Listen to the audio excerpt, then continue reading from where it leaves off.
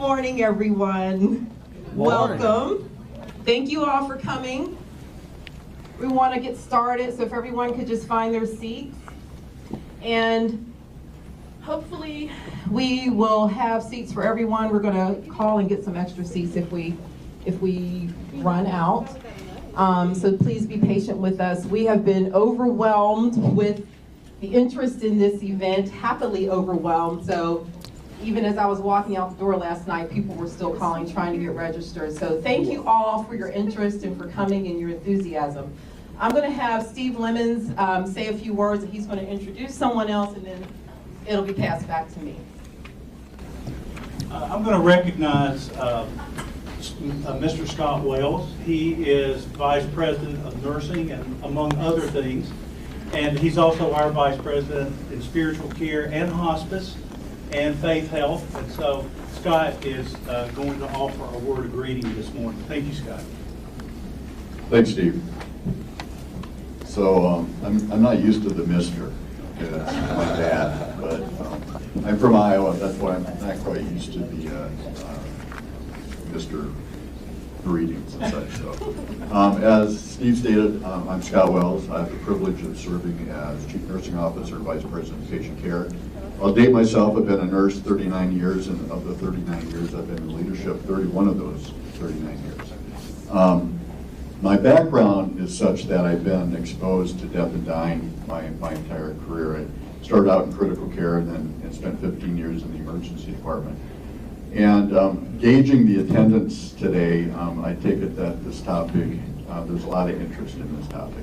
Okay, I've nursing partners with our medical staff, and recently, which I'm really encouraged by, there's such a thing called the serious illness conversation that we are having with our patients and family, because all of us at some point in our life, we're going to be obviously facing death someday, either tragically and suddenly or drawn out, and we have family members that go through that too. And we really should, as healthcare professionals, be upfront, transparent, and help patients and families with that serious illness conversation, prepare our patients and families for this event. So I thank you for attending today. It's a topic that we have to have further conversation about, and I hope you enjoy the day. Thank you. On behalf of CaroMont leadership, thank you for attending. Thank you.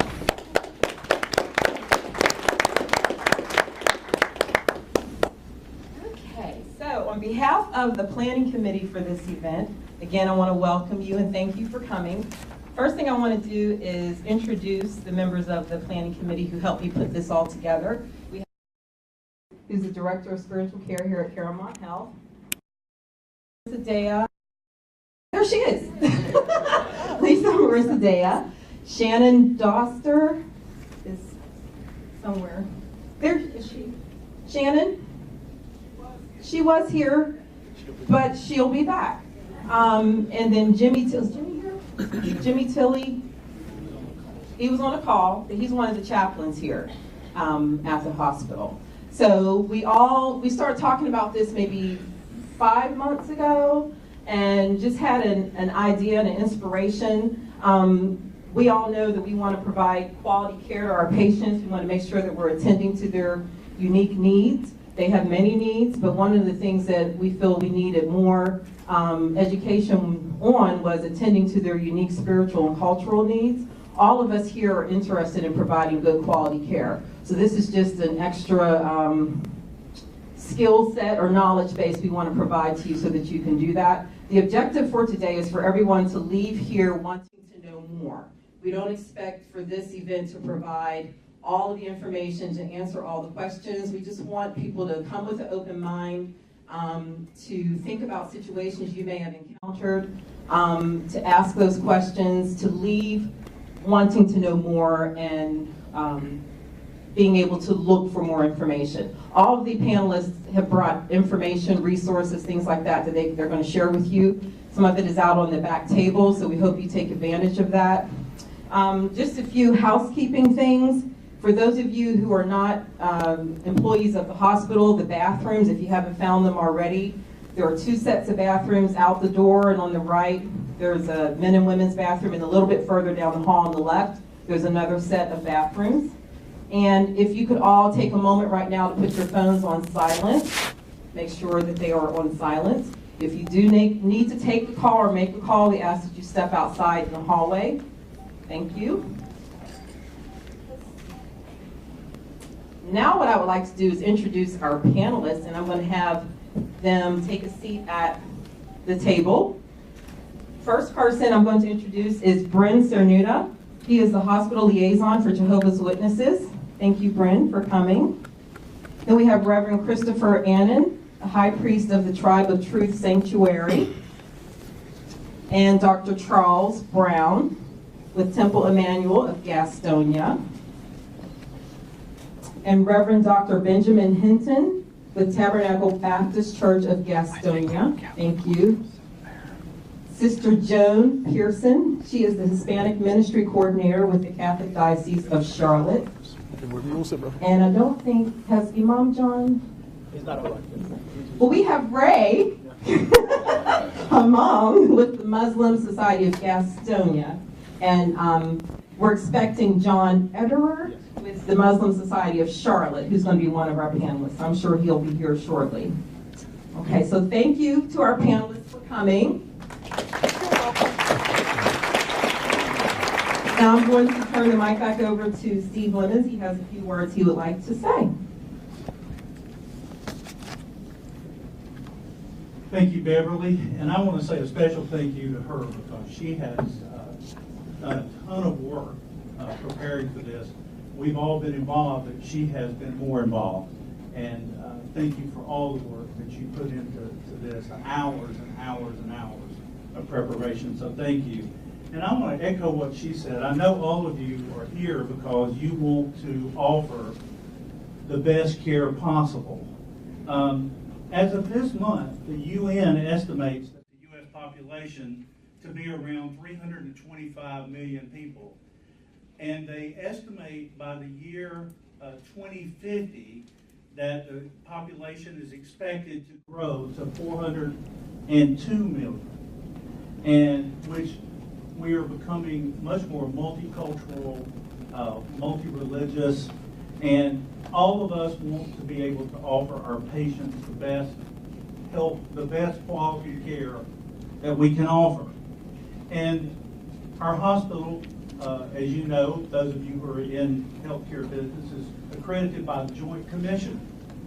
And the Joint Commission, in their requirements for their accredited agencies, is that at a minimum that we conduct a spiritual assessment, and that they give a lot of leeway, but among the things that they do say in their regulations is to address providing care to the extent possible that accommodates spiritual needs during end-of-life care.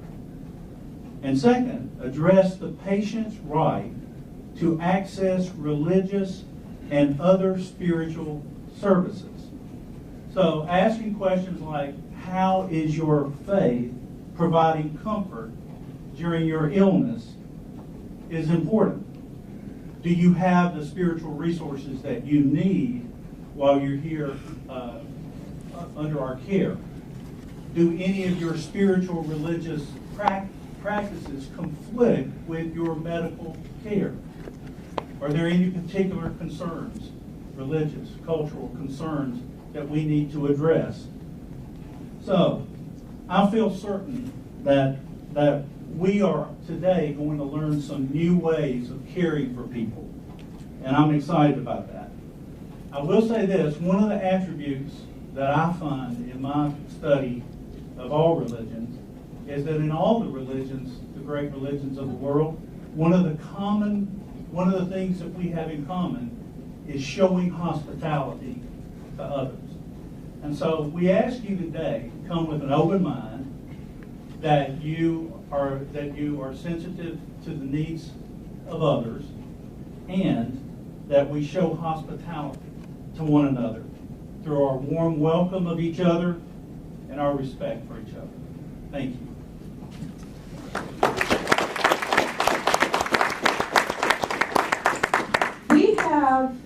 maybe 3 seats here, because I know the panelists moved from this table to this table.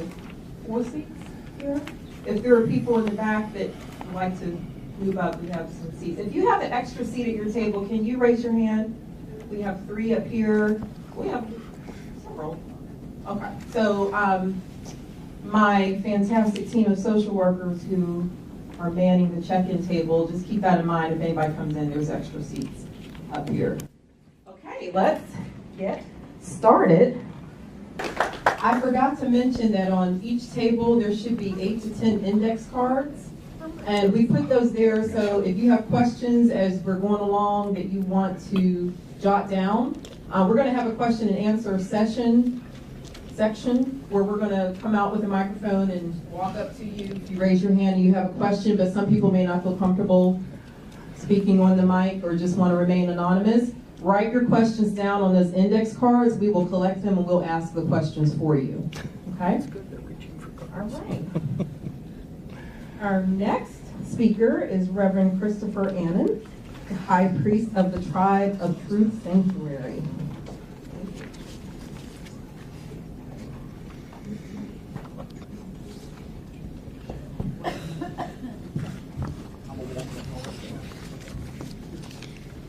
Good morning. Come on now, y'all had coffee. Time to wake up. Good morning. Good morning. Good morning. There you go. First of all, I want to thank Beverly and her staff. They have done an amazing job today. Y'all give them a round of applause, please.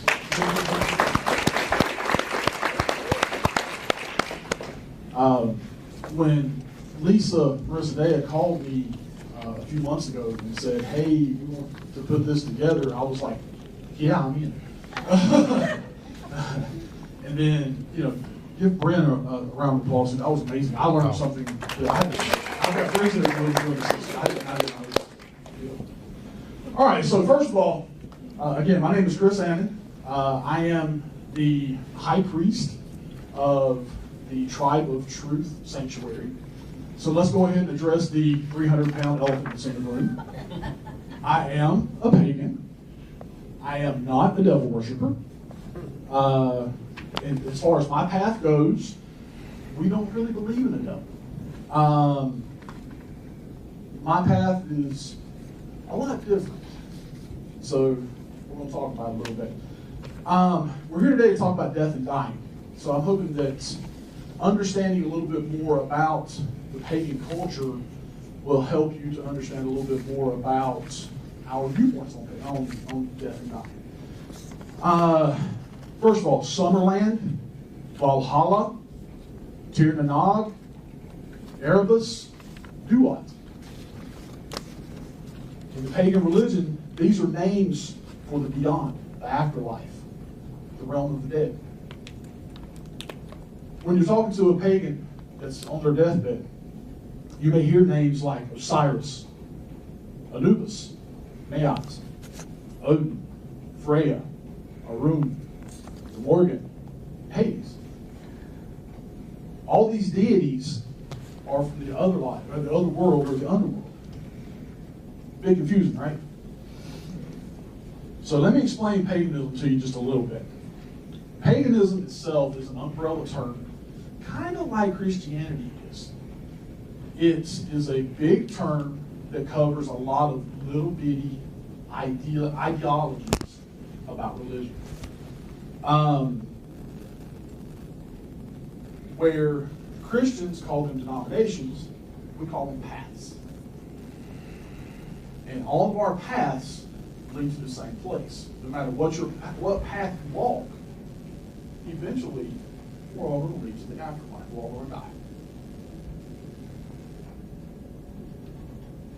So no matter if you are Alexandrian Wicca, Gardnerian Wicca, heathen, Reconstructionist, Strega, Druid, eclectic Wicca, Bruja, a witch, or just an eclectic pagan like me, we all come under that pagan umbrella. And eventually we're going to cross the veil. We're going to cross the rainbow bridge. Or we're just going to cross over. As an eclectic pagan, I had to study many forms of paganism and have come to the conclusion that every pagan has a different path, a different view of life, death, the afterlife, and rebirth. As for me, I believe more along the Greek line. When we die, we go to Eros, the home of my patron deity, Hades. You arrive on the shores of the river Styx, and you pay CaroMont, the ferryman, to cross. Now, I know you're asking where's the money coming from, right? Well, back in the old days, when someone passed, they would take coins and put them over their eyes as they buried them or as they sent them on. That was your toll. Today, if I go to a funeral, I'll take and put 2 gold coins in someone's hand.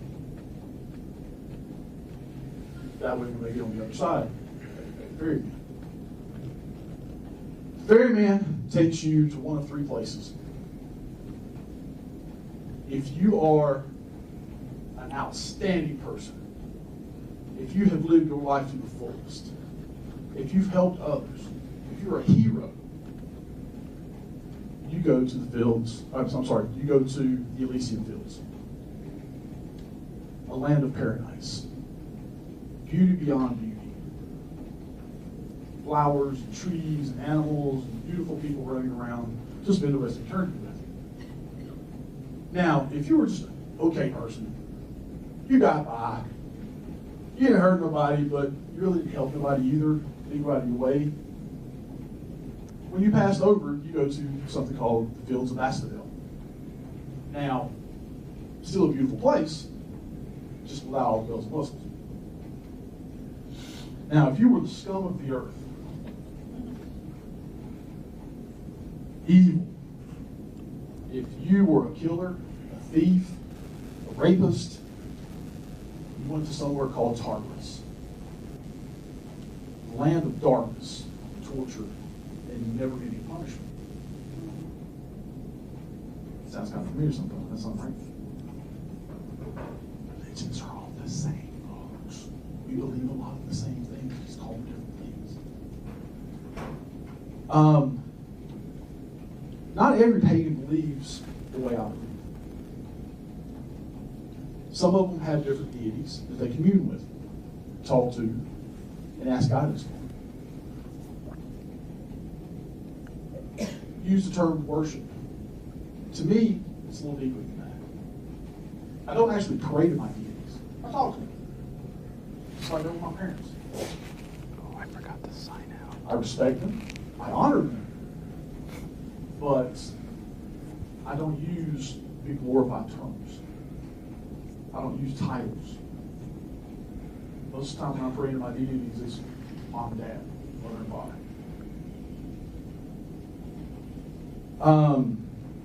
We had some bullet points that we were asked to hit to help out with someone who was about to cross over. First couple were medications, pain management, and medical procedures. From a pagan standpoint, we try to use alternative means if we can. Herbal remedies are a good start. Mother Nature has provided us with most of the things we need to survive. Remedies for things from cuts to cancer are all around us. But we've become too modern to see it anymore. We have forgotten what heals us. We would rather eat fast food than a salad of fresh greens and herbs. And trust me, I am guilty. We would rather use hormones in our meat than raise them off the land. When we go to the doctor with high blood pressure or diabetes, we get prescribed meds that aren't always the best for us. Then we have to take more meds to help out with those side effects. And it's just a vicious cycle. We, pagans, use methods like chakra realignments, chiropractic work, acupuncture and acupressure, Reiki, massage therapy, and herbal treatments to treat most things. Now, when I blew my knee out 5 years ago for the second time, I knew there wasn't a herb on the planet that was going to make that feel better. So I went under the knife. When I came out, my surgeon prescribed me 30 Vicodin. I took 2 because I'm not a med guy. But again, every pagan has their own viewpoint. I know some pagans that'll take a pain pill, just take a pain pill.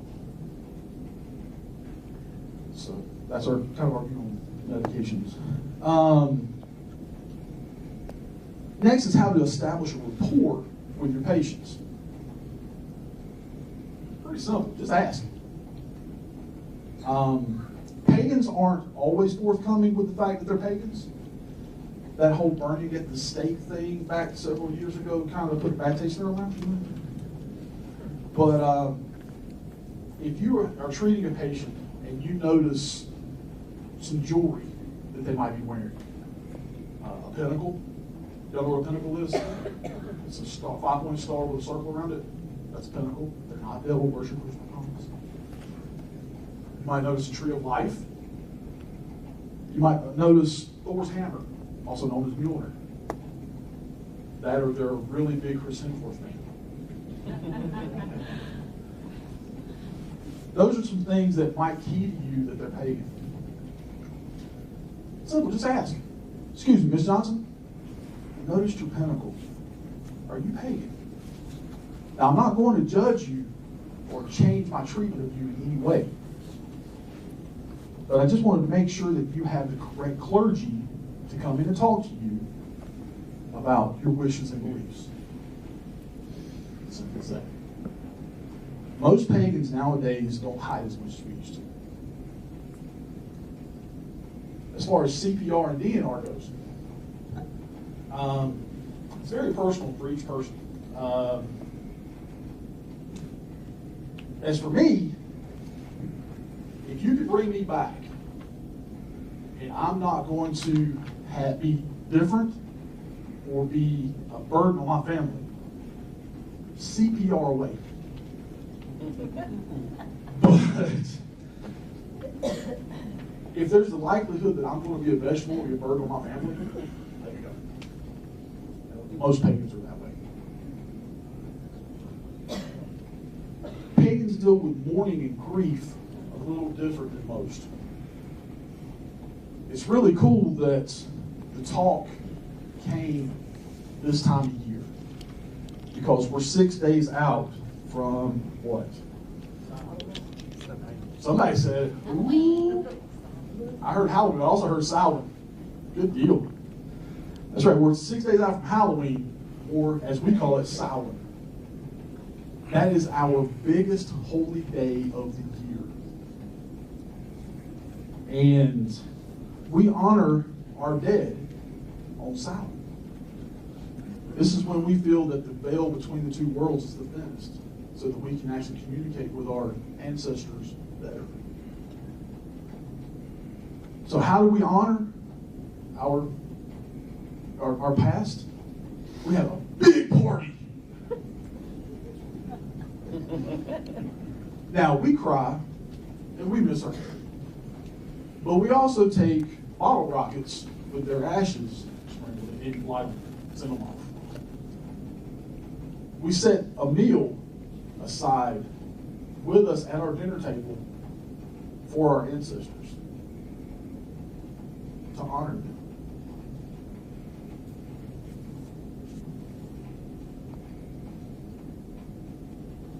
As far as gender roles go for the pagans, pagan cultures, most pagan cultures, not all, but most, are either goddess-driven or balanced. So women play a very important role in our religion. The high priestess is normally the most honored of our group. And she normally is in charge of the group. The high priest is normally her equal in a balanced group or her guardian in a more goddess-driven group. In my group and the other groups that I affiliate with, we're very much balanced. The high priest and the high priestess have equal roles. Now, some unique challenges that a diverse population that we have, we pretty much already talked about. There's no one book of rules and regulations for paganism. There's no Pagan 101 class that you can take to learn everything there is about paganism. Each pagan has their own path that they walk each day. You just have to talk to them. The main problem that we have is when we have family members that are of a different religion. So if you've got a pagan patient and you've got family members that aren't pagan, there's going to be a clash. Case in point, good friends of mine asked me to do their wedding, pagan wedding. I agreed. We wrote the wedding out. Beautiful wedding. Bride's mom was Christian. She decided that she wasn't paying for a pagan wedding. So we had 1 week to completely change the wedding. That was something that the mom would agree with and that the bride and groom were happy with. We worked it out, but it was really tough. Something else is I've been to some funerals of pagan friends where their families were Christian. And guys, I'm not banging Christians, I promise you, it just happened to be this one, okay?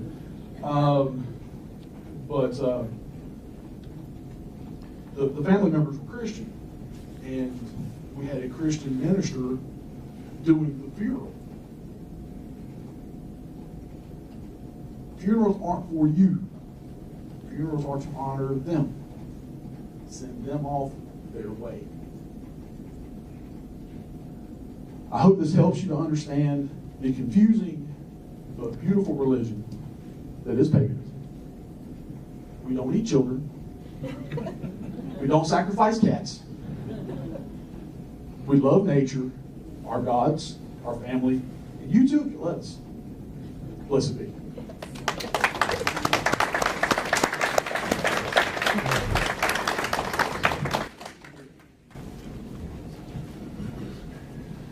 Thank you, Chris. We've only had 2 speakers, but so far what I'm hearing, even with the 2, and I'm sure we'll hear more, is that we are more alike than different. Who agrees with that? And the other common theme that I'm hearing is just ask. If you want to know, just talk to them. Ask them about their beliefs. Very important. Okay. Dr. Brown, are you ready? Dr. Charles Brown with Temple Emmanuel of Gastonia. Thanks, Beverly, and thanks, Steve. Can you all hear me? Yes. Yeah, okay. Well, my name is really Charlie Brown. I can't help it. And I'm here to talk about Torah or Jewish tradition as it applies to healing and dealing with death and dying. And there is a tradition to say a prayer before you study Torah. So I'm going to say this prayer in Hebrew and then in English. And if you happen to agree with this prayer, you can say, I agree. That's great. Me too. And how do you say that in Hebrew? Amen. Or amen. Or our Islamic friends would say amin, right? Okay. So whatever version you want to say. And the prayer goes like this. Baruch atah Adonai Eloheinu melech haolam asher kiddushanu b'mitzvotav v'tzivanu la'asok b'divrei Torah. Dear God, you are the source of all blessings. We have a relationship with you. You rule over all that is. Thank you for giving us commandments, and particularly the commandment to immerse ourselves in words of Torah. Amen. Very good. Okay. The Torah is vast, and my knowledge is small, but I will do what I can to convey Torah thoughts and also sociological, non-Torah thoughts about Jews to the best of my ability. Later on, if you have questions, you can ask me your questions, and if I know the answer to your question, I will give you the answer. If I don't know the answer, I'll make something up. There's a little piece of Torah wisdom that the rabbis say. They say, teach yourself to say the statement, I don't know, so you won't get caught in a lie. Okay, so I truthfully, I'll try to say I don't know a lot. And I don't know a lot. Incidentally, I am a clinical psychologist. I'm not a rabbi. I'm not ordained as a rabbi, but I've been privileged to lead services and teach at Temple Emmanuel and be part of this community. One of the things that's important to know about the Jewish people, and I don't know how much this applies to other religions, is to be Jewish is both a religious identity, but it's also an ethnic identity. So keep in mind that many people, just because they're Jews, they may not practice Jewish religion, or their ties to Judaism may be a little bit tenuous. In some cases, Jews may even be anti-religious or not believe in God, and yet they may still identify with the Jewish people. And Jewish identity has changed over time. There are many people, partly because of persecution, but also by a desire to fit in with the larger society, or simply that they aren't acculturated with the Jewish faith. They say, I'm going to let it go. So people leave the faith, or they intermarry and drift away. And then there are also people who find some of the qualities of Judaism fascinating and interesting. A lot of people come to Judaism or wanted to convert to Judaism because there is a tradition of asking questions. There's a reverence for knowledge. Among the less Orthodox is sort of like the most conservative, among the less Orthodox, there's also a strong spirit of acceptance, especially of LGBT community. So a lot of folks there feel Judaism is a nice home for them. So Jewish identity has been in flux. People have left and people have come. And one of the unfortunate things is with Judaism, as with many religions, is that younger people sometimes are drifting away from synagogues as well as from churches and mosques, and needless to say, and I would say even from your places of worship. And I find that unfortunate, although I respect people's judgment, but it's nice to have a faith home, a way to approach God. Now, specifically, what qualities do Jews have? I don't want to be bigoted here. I don't want to be saying things that may not be founded, but I'll give some thoughts that I have. First of all, I think Jews, more than many ethnic groups, tend to be highly educated and tend also, in many cases, to be affluent. We know that. Because of the tradition of learning in the Jewish community in a culture that that gives economic rewards to people who are well educated, Jews have thrived. And Jews also have a great respect for medicine. This is true of secular as well as religious Jews. There is a joking way that that Jewish mothers will talk about their children. If they're a doctor, I say, "Hello, this is my son Charlie, the doctor." You know, they'll emphasize it's very important to be part of healing professions or other professions. I myself, as I said, is a psychologist, and I think our culture puts a lot of emphasis on that. Actually, the rabbis who have taught us and given us many of the wisdom of Torah, they have a couple statements that I'll read. They've said, one is not supposed to live in a city that doesn't have a doctor. This was 2,000 years ago. They also said, if you have a pain, go and visit a doctor. They also said, honor a physician before you need the physician. On the other hand, they also said, the best physician deserves to go to hell. The commentators had a little bit of problem with this last one. I think what they were referring to here, and the commentator said, is that oftentimes if you are a physician, or for that matter if you're a rabbi, somebody with high status, you may tend to be arrogant and expect people to praise you. So I think that's not really to say that all physicians should go to that place. Rather, it's to say people who are professionals should try to have a spirit of humility. So there's a great deal of respect for medical professionals. I would also say that many Jewish patients, you may find, in addition for their respect for medicine, they will also sometimes argue with you.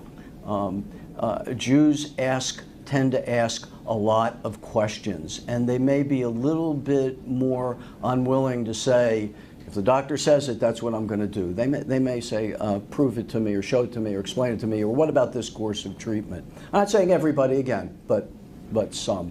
And incidentally, I think many of us know that's the direction that medicine is moving into, that a physician, rather than being the God who tells you what to do, works collaboratively with other health professionals and with the patient to come up with treatment that is appropriate. And finally, one thing that I think you will notice with Jewish patients, not all, but many of them, is like many other minority groups, we tend to have a sense of humor. So joking around, it works pretty well. The other thing I'll say, I'm not sure how relevant it is, but Jews also love food. Okay. So, all right. What's our attitude towards healing? And when you heal and when you don't heal. Some of the commentators point to one of the favorite chapters in the Bible, which is, and those of you who are Bible scholars and know it well, Leviticus 19. Okay, that's where the golden rule is, love your neighbor as yourself. That is interpreted as a commandment to heal others. And also there's a statement that has different translations. One of the translations is, don't stand by idly while the blood of your neighbor is being shed or the blood is flowing. In other words, the commentators say, you have a commandment to heal. Let me get a reading on this. This comes from a medieval Jewish code that kind of crystallized Jewish practices. The Torah gave permission to the physician to heal. Moreover, this is a religious precept and is included in the category of saving life. If the physician withholds services, it is considered as shedding blood. So a physician is required to heal. Anybody who can is required to heal. And I would say it even suggests here that even if you are not paid, you are required to heal, although obviously you should be paid for a service. Now, some people may say, I think everybody here is going to be in favor of healing, but some people might say, or said in the past, why should we heal? God has sent this illness to the person. Why should we interfere with God's plan? So there's this statement from the Talmud. Incidentally, in Judaism, there are books of theology, and there is the study of theology, or the systematic study of religious precepts. And there also are religious laws. But if you want to understand Jewish ideas about God, about theology, the best place to look is for stories. Stories really give you crystallize what we believe. And oftentimes, because life is complicated, stories may be contradictory or contradict each other. But here's a story about healing. It once happened that Rabbi Ishmael and Rabbi Akiva were strolling in the streets of Jerusalem accompanied by a friend. They were met by a sick person. He said to them, "My masters, tell me by what means I may be cured." They told him, because they were rabbis, they knew, do this, do that, until you're cured. The sick man asked, "Who afflicted me?" The rabbis replied, "The Holy One, blessed be He." The sick man responded, "You have entered into a matter which does not pertain to you. God has afflicted, and you seek to cure. Are you not transgressing His will?" You can tell already that the sick person is Jewish. You know, he's arguing with the rabbis. Okay. Rabbi Akiva and Rabbi Ishmael asked him, "What is your occupation?" The sick man answered, "I am a tiller of the soil, and here is the sickle in my hand." They asked him, "Who created the vineyard?" He answered, "The Holy One, blessed be He." Rabbi Akiva and Rabbi Ishmael said to him, "You enter into a matter which does not pertain to you. God created the vineyard, and you cut fruits from it." He said, "Do you not see the sickle in my hand? If I did not plow, sow, fertilize, and weed, nothing would sprout." Rabbi Akiva and Rabbi Ishmael said to him, "You foolish man, just as if one does not weed, fertilize, and plow, the trees will not produce fruit. And if fruit is produced but not watered or fertilized, it will not live but will die. So with regard to the body, drugs and medications are the fertilizer, and the physician is the tiller of the soil." However, we have another problem. What do you do when somebody is close to dying? And it's hard. Jewish tradition has there's disagreements about when one is close to dying, what it means. I'm not that conversant in it. Remember, Torah is large, my brain is small. But do you have an obligation to cure or to heal somebody who is approaching death? Suggestive answers on that are given by two stories, and I'll tell you both these stories. One of them, I need to apologize, is a little gruesome. The Romans were persecuting the Jewish people, and there was a Rabbi Hananiah ben Teradyan, and he was executed by being burned, presumably at a stake. We also have had that happen.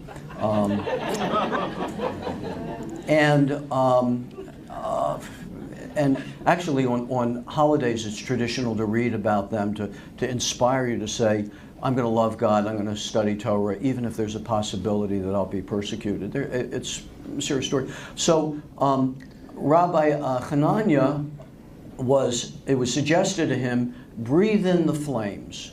Breathe in the flames, and if you breathe in the flames, you will die quicker and your suffering will be ended. And he said, no, I will not do that, because I don't want to bring death on myself. Suicide is a form of murder. The body is a gift of God. I am not allowed to do that. But then they asked, there are tufts of wet wool that are attached to your body, and that's to make the torture more gruesome, so that the burning will go longer and slower because of the moisture. And the rabbi said, you can remove the wool. Okay. So what this story suggests is something that I think is common to a lot of faiths, and I think may be normative, which is that active suicide is not permitted. According to Jewish tradition. But if somebody is dying, you don't have to give them medicine or medical treatment, and they have the right to talk about that. There's another story, and this applies to gender roles. There was a great rabbi, he codified and edited part of the Talmud called the Mishnah in the 3rd century. His name was Rabbi Judah. And he was on his deathbed, and the angels in heaven were praying and saying, bring Rabbi Judah up to us. And the students of the rabbi were at his deathbed, and they were praying, let the rabbi stay with us. Well, the rabbi had a maidservant who loved Judah, Rabbi Judah, and her prayer was, dear God, may the ones who are praying below have victory over the ones praying above. But then she saw the rabbi was suffering, he was suffering, and she realized that because the students were praying, the angel of death didn't take Judah away, because the angel of death doesn't want to interrupt prayers. Incidentally, King David had the same thing going. He would read the Psalms, and the angel of death couldn't get him until he fell asleep, and then he took him. But as long as you say Psalms or prayers, tradition says you won't die, and that is sort of analogous to medical treatment. So anyway, the maidservant took a jar, she threw it to the ground. There was a loud noise. All the students of the rabbi stopped praying, and the angel of death took Judah up, and his suffering stopped. And so this is, even though life is precious, and the Bible says, in Deuteronomy it says, choose life.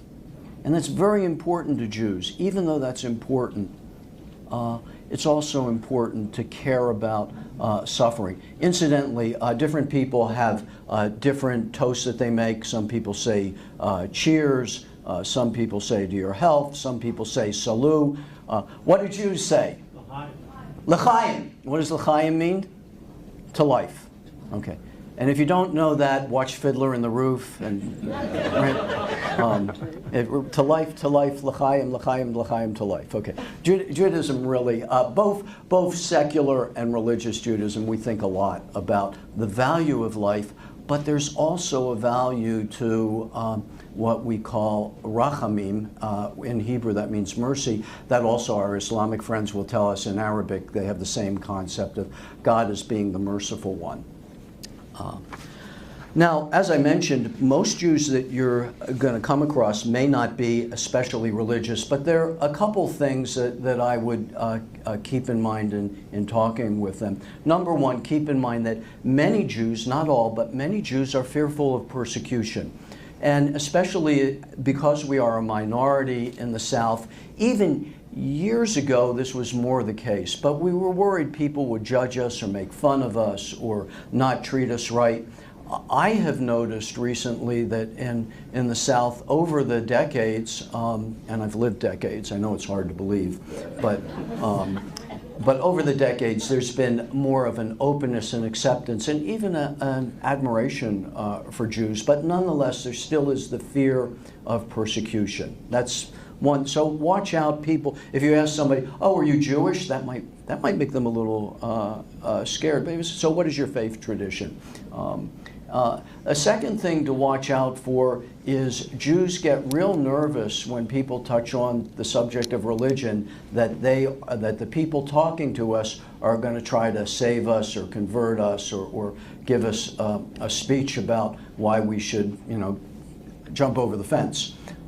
We don't generally welcome that. Although I will say that Jews are very open to an open-minded discussion with respect on both sides, where you exchange ideas and can learn from each other. But proselytizing, we're not so good at. Incidentally, Jews also, we don't proselytize by and large. We don't try to get people to become Jewish. If it's in their heart, that's great. But we don't say, "Oh, you really ought to be Jewish. We're the best religion." No. As an aside, one of the statements in the Talmud is, "The righteous of all people enter into heaven." So we don't. I know there's a joke about how a certain religious group. No, it'll offend people. I won't go there. Okay. It's too hard. Okay. Buttonhole me later on. Okay. And the other thing is sometimes statements that seem benign may not be. For example, and I know our friends who are minorities, especially African Americans, "Well, oh, are you Jewish? Oh, I have some really good Jewish friends." That sounds kind of patronizing. Or one thing, now I welcome this statement in the synagogue. When Christians visit the synagogue, incidentally, in our synagogue, sometimes half the people there will be non-Jews because they like what we do. But or they're interested in it. But sometimes people will come to me in the synagogue and say, I love the Jewish people because Jesus was a Jew. Well, that's great. I love that. But don't say that outside of the synagogue, because it'll sound kind of condescending. Okay. What are the rules about what's allowed and what isn't allowed? There is a general rule that is followed by even the most orthodox of Jews, which is pikuach nefesh dochesh Shabbat. And what that means is the observance of Shabbat, of Sabbath, is important, but it's even more important to save a life. So any medical treatment, even if it may be a little bit iffy in terms of Jewish tradition, if it saves a life, it's worthwhile. And this, incidentally, doesn't apply only to Jews, it applies to non-Jews. So if you can save somebody's life and they're non-Jewish, and it's a Sabbath, and you'll violate the Sabbath ordinarily, the rules of the Sabbath go away, and you are required to save that life. So, what about things where it's not necessarily safe? Like, well, here's an example I'll give you that I read about where somebody violated traditional Jewish law, but I don't think anybody would criticize this person. You are not supposed to drive on Shabbat, on the Sabbath. I do. I'm Reform. We don't accept all of the traditions. We respect them. We don't necessarily observe all of them. But the Orthodox will not.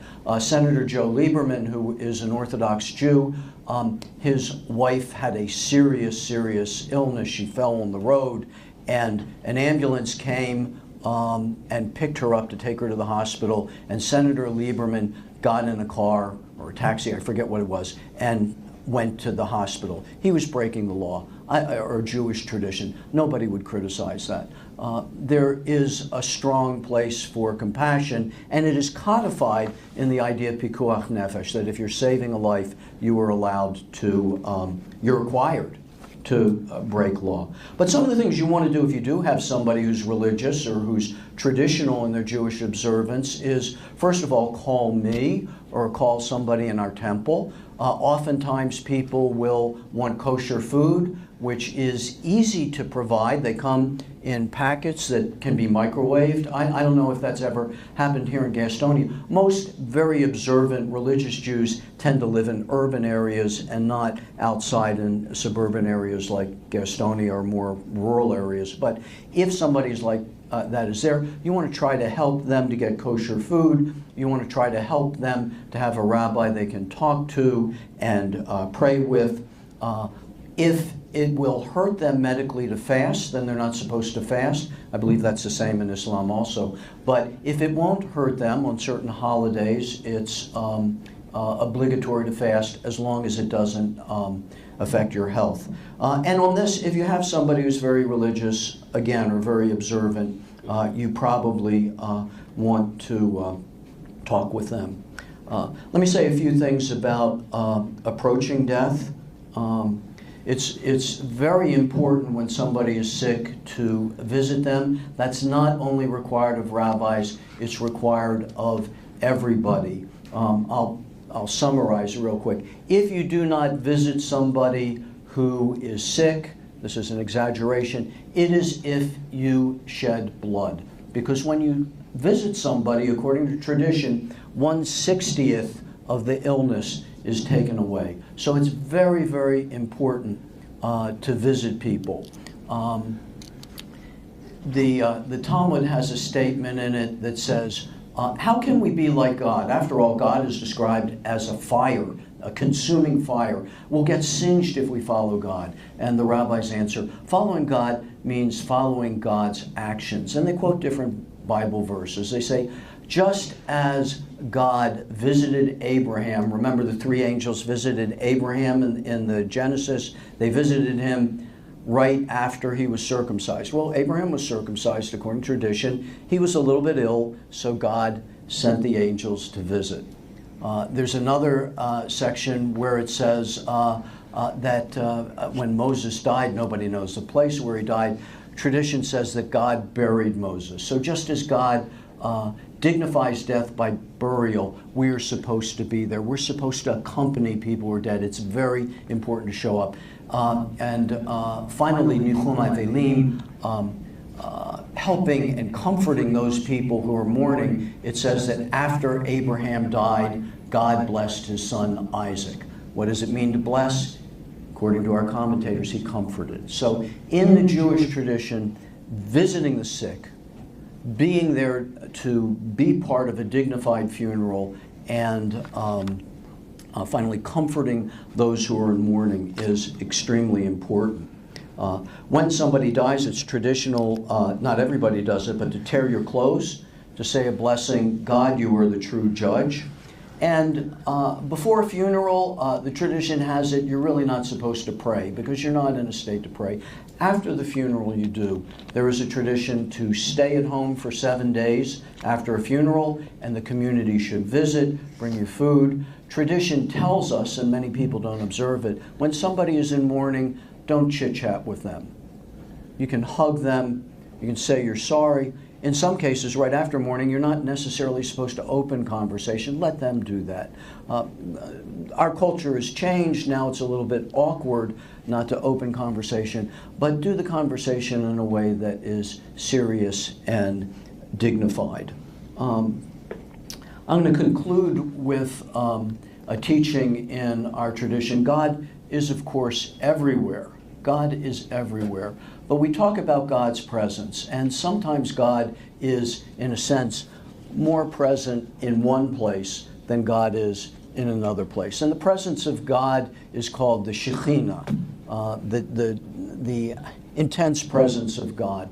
And our rabbis teach us that when somebody is sick, the Shekhinah dwells right over the head of the person who's sick. God is especially present. So the tradition is if somebody is sick lying in bed, you should kneel down. Some people say, there's one tradition that says, put on a robe, don't sit on a bench, don't sit on a chair, sit on the floor, so your head is below the head of the person who is suffering, not only so that they don't have to look up, because that person is closer to God. So every time you are involved in healing, according to our tradition, you're entering a holy place, you're entering a temple, you're entering God's presence. Thanks very much. Yes.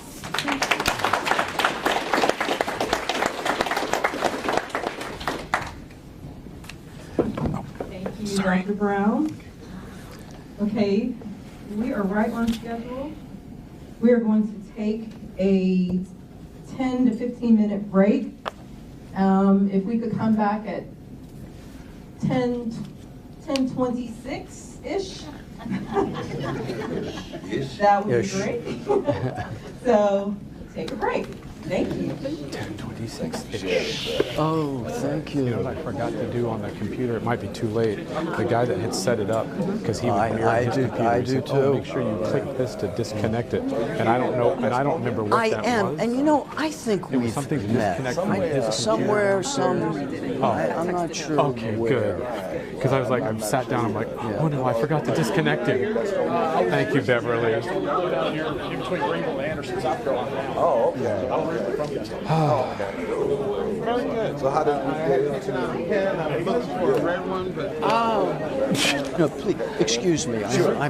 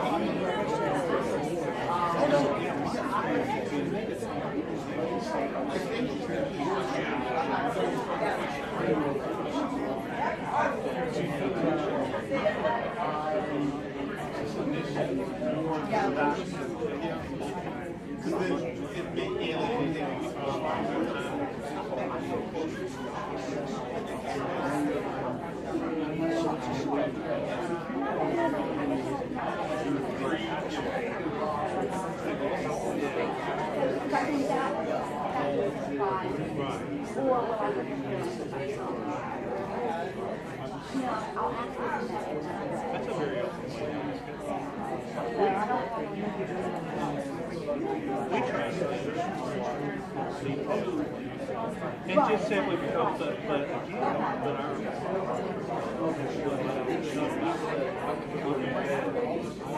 our commitment to them, where they are, just we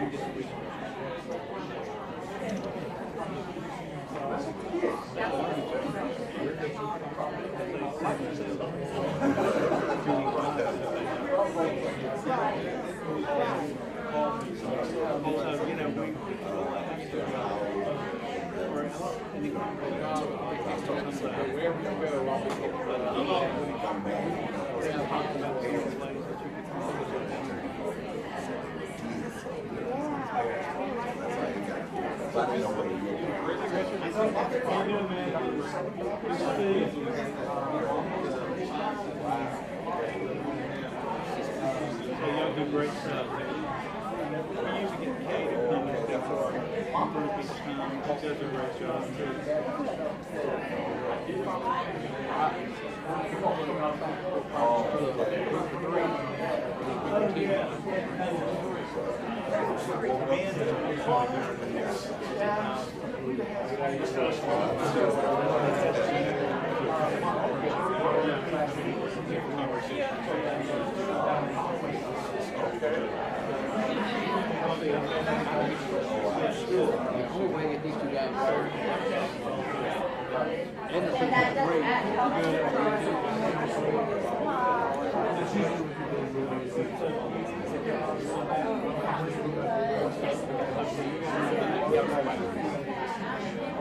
Battery life is good on it.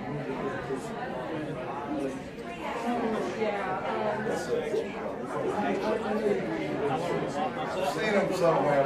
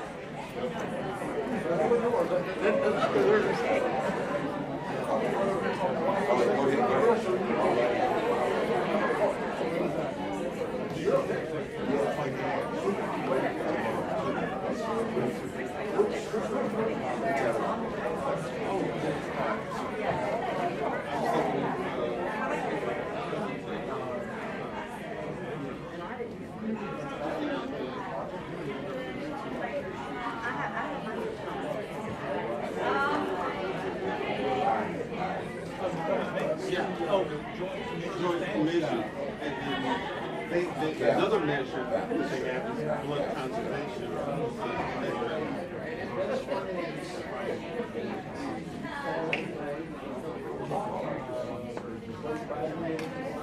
Yes, just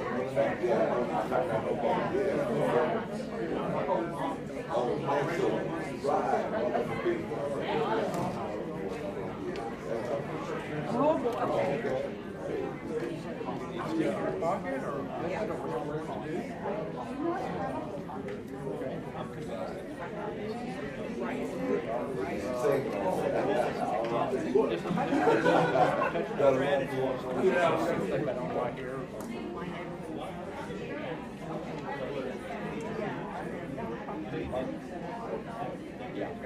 it's not live, but like here, somebody here, here.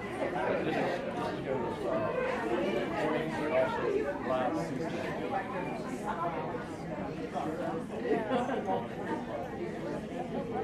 Yeah, she'll be able to pick you up right here. Yeah, yeah. I'll bring it down, that'll be fine too. If you need it to be use my phone for very sensitive, so she should make the call. Okay, that'll work. That'll work good. Thank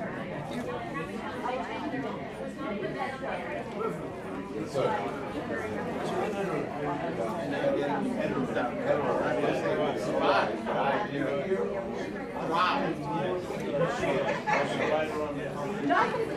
Oh, okay.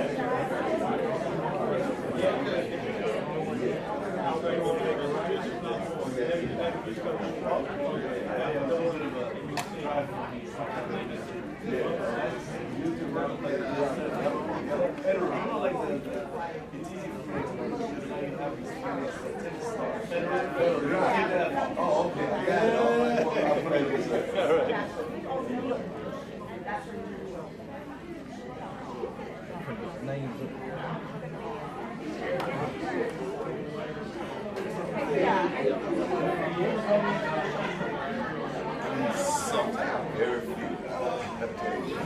Some about trying to take Mondays and just be my day. Yeah. It's always something. I slowed up some of my boys that kind of away from me. I was running from one school.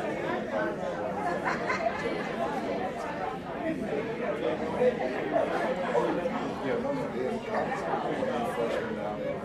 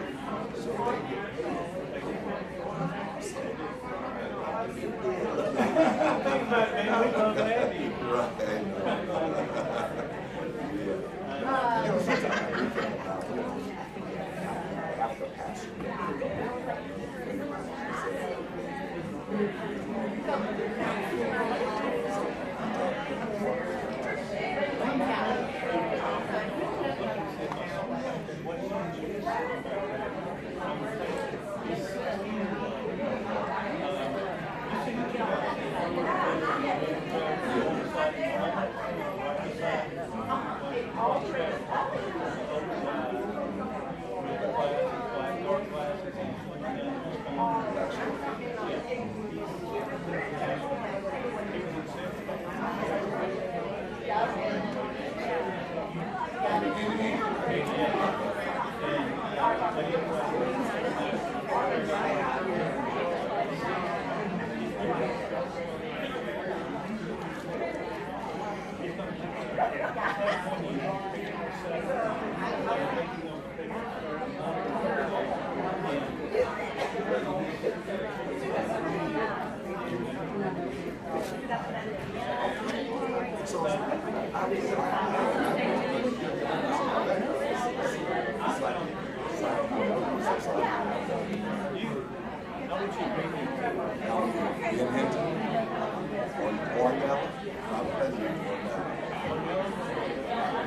Oh, okay.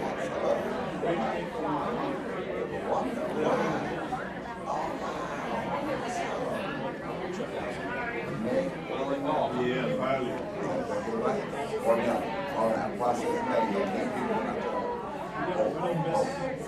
you go ask me something.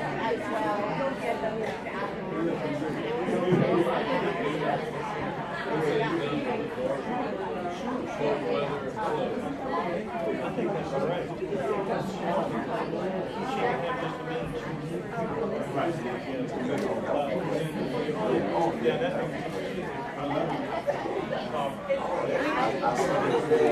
I didn't know whether to look up or spot.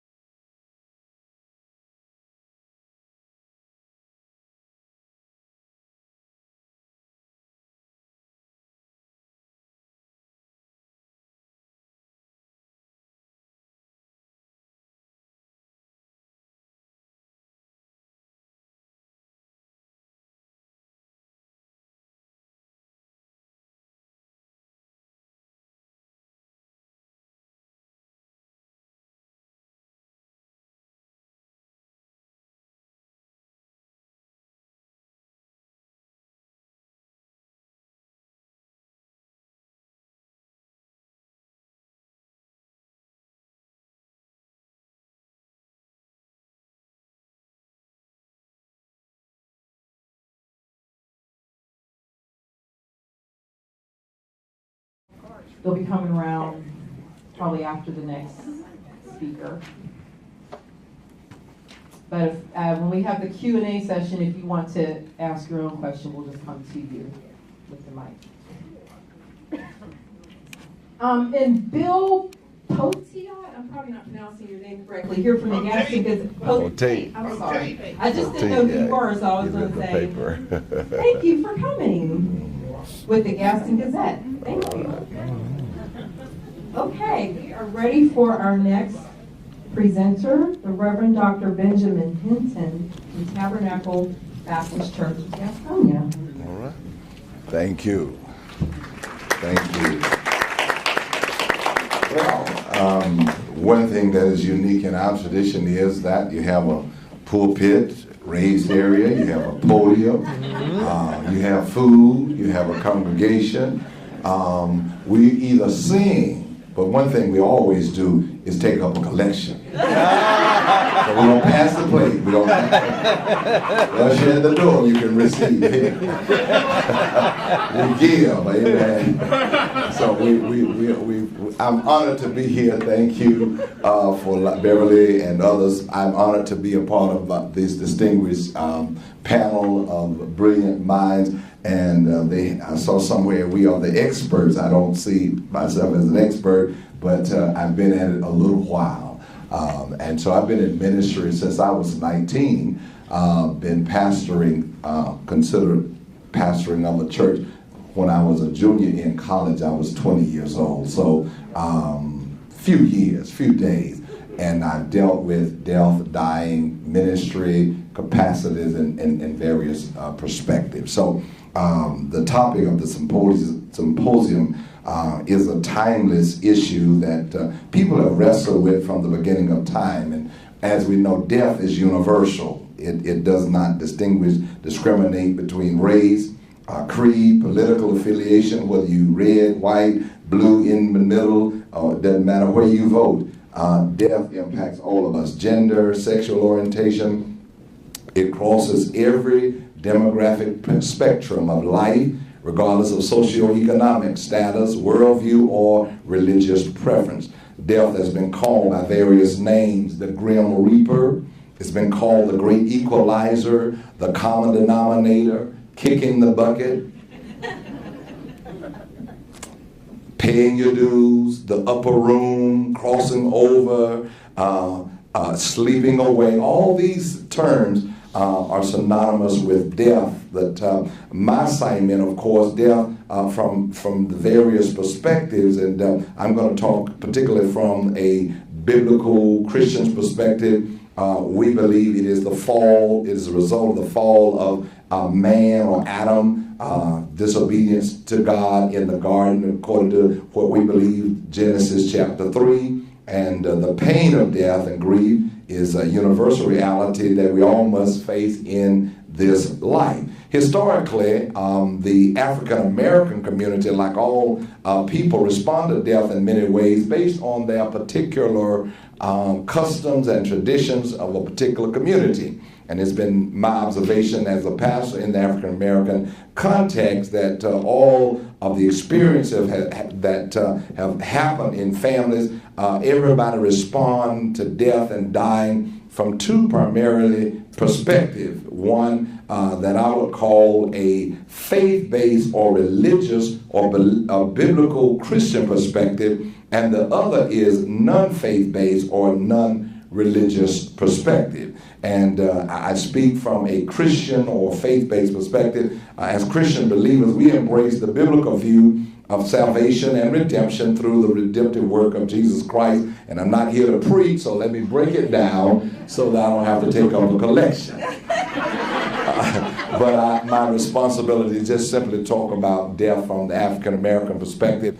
It is something that many people wrestle with. As I say, we look at it either from a biblical Christian perspective or a non-faith-based or non-religious perspective. Let me talk first of all from a faith-based or biblical perspective. And when I use the term faith-based, I'm not speaking from the context of the governmental directed programs that are referred to as faith-based initiative. But I'm talking about the perspective of having some form of biblical knowledge about and faith in the context of believing God or being a Christian. As I said, for the past 36 years, I've been engaged in pastoral ministry. I'm a product of the Christian faith or Baptist church, Protestant community. I ministered across other denominational lines. However, for the most part, most African American traditions are similar when it comes to ministering to families during the loss of a loved one. And I've ministered to countless families during times of grief and death. And normally, it always depends on the circumstances surrounding death as it relates to how people respond. For instance, we ask the question, we may ask, was the death considered natural death? When someone dies naturally, of course, it's kind of expected, or if they're aged, or if they are old, or if they've lived a long life, then people sometimes embrace death a little better as opposed to a young person who dies what we consider prematurely, accidentally, or someone dies by a homicide or suicide. And so in the cases of an elderly person who has been actively involved in church all of their lives, there's a sense of expectation. The person knows that death is an inevitable date on their life agenda. That will come in God's time. Some who are close to God with a firm faith attitude even talk about the perspective of preparedness and anticipating the promises of God. Many refer to it as walking with God or waiting on God. My father, several years ago, died. He was died at 95, but when he was around 92, 93, he would engage in conversations about death. You know, a lot of times people don't talk about death, but he would always say, I'm getting closer to the Lord. And I didn't know until after he had died that they had called hospice in like 2 years prior. When he was around, before he died, they had called in hospice. And so my mother kept it from us. She didn't tell us that they had called in hospice, but he was active and still moving and all of that. And had some health issues, but he would always say, I'm getting closer to God. I'm getting closer to God, and I'm walking with the Lord, and I got my eyes on 100. I may not see it. I may not get there, but I see it. So he had a faith forward, what I call a faith forward perspective, a positive perspective of death, knowing that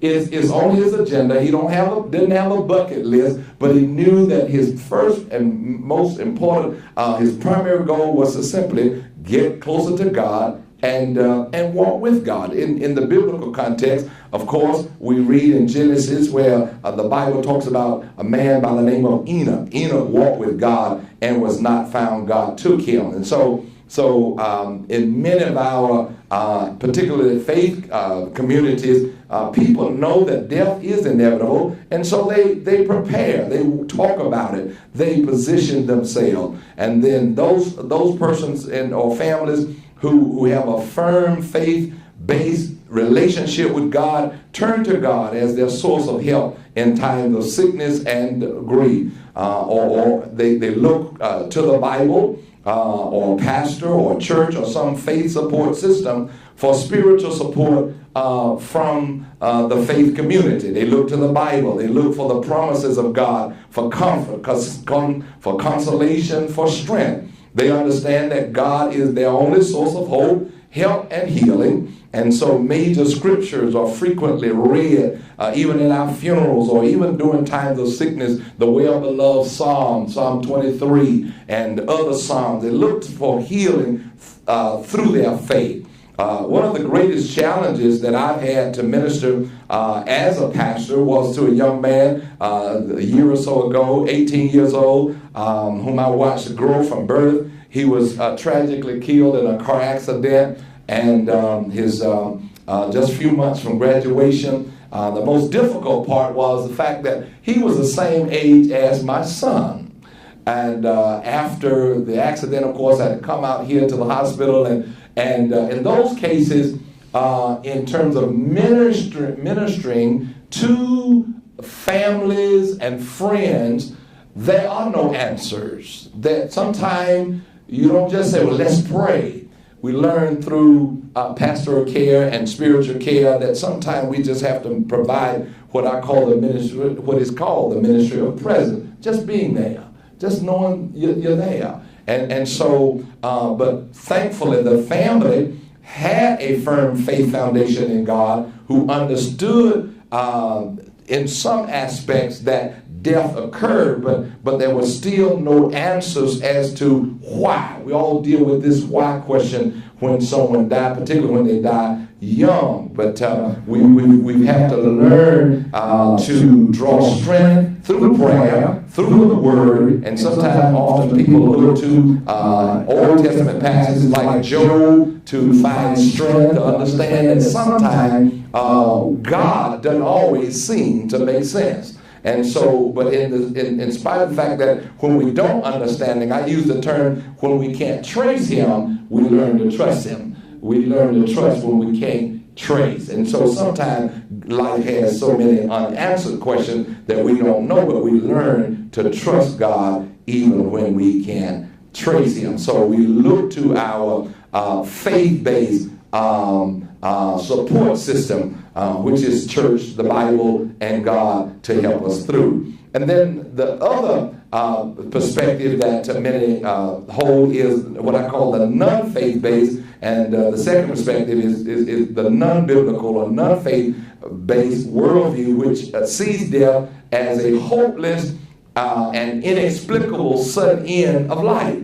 Individuals and families who have no faith-based connection view death and dying from a different perspective than those with faith connection. In my experience, it has always been harder to minister to people who have no faith at all. When they just have marginal belief that there is some supreme being or there is something, they don't know what they believe. And some are angry with a God they don't know, or just angry that their loved ones have died and there are no answers. So how do you handle life with no answers? And so it's always hard to even minister to them. But I've observed that those who have no church or religious affiliation, but they believe in another life. They have some, they seem to automatically assume that everyone goes to heaven, whether the deceased was good, lived a good life or ungodly life. Kind of sort of what my pagan brother said earlier about they believe in, all religions somehow or another come together, but some believe that there is a heaven, or that all goes to heaven, good or bad.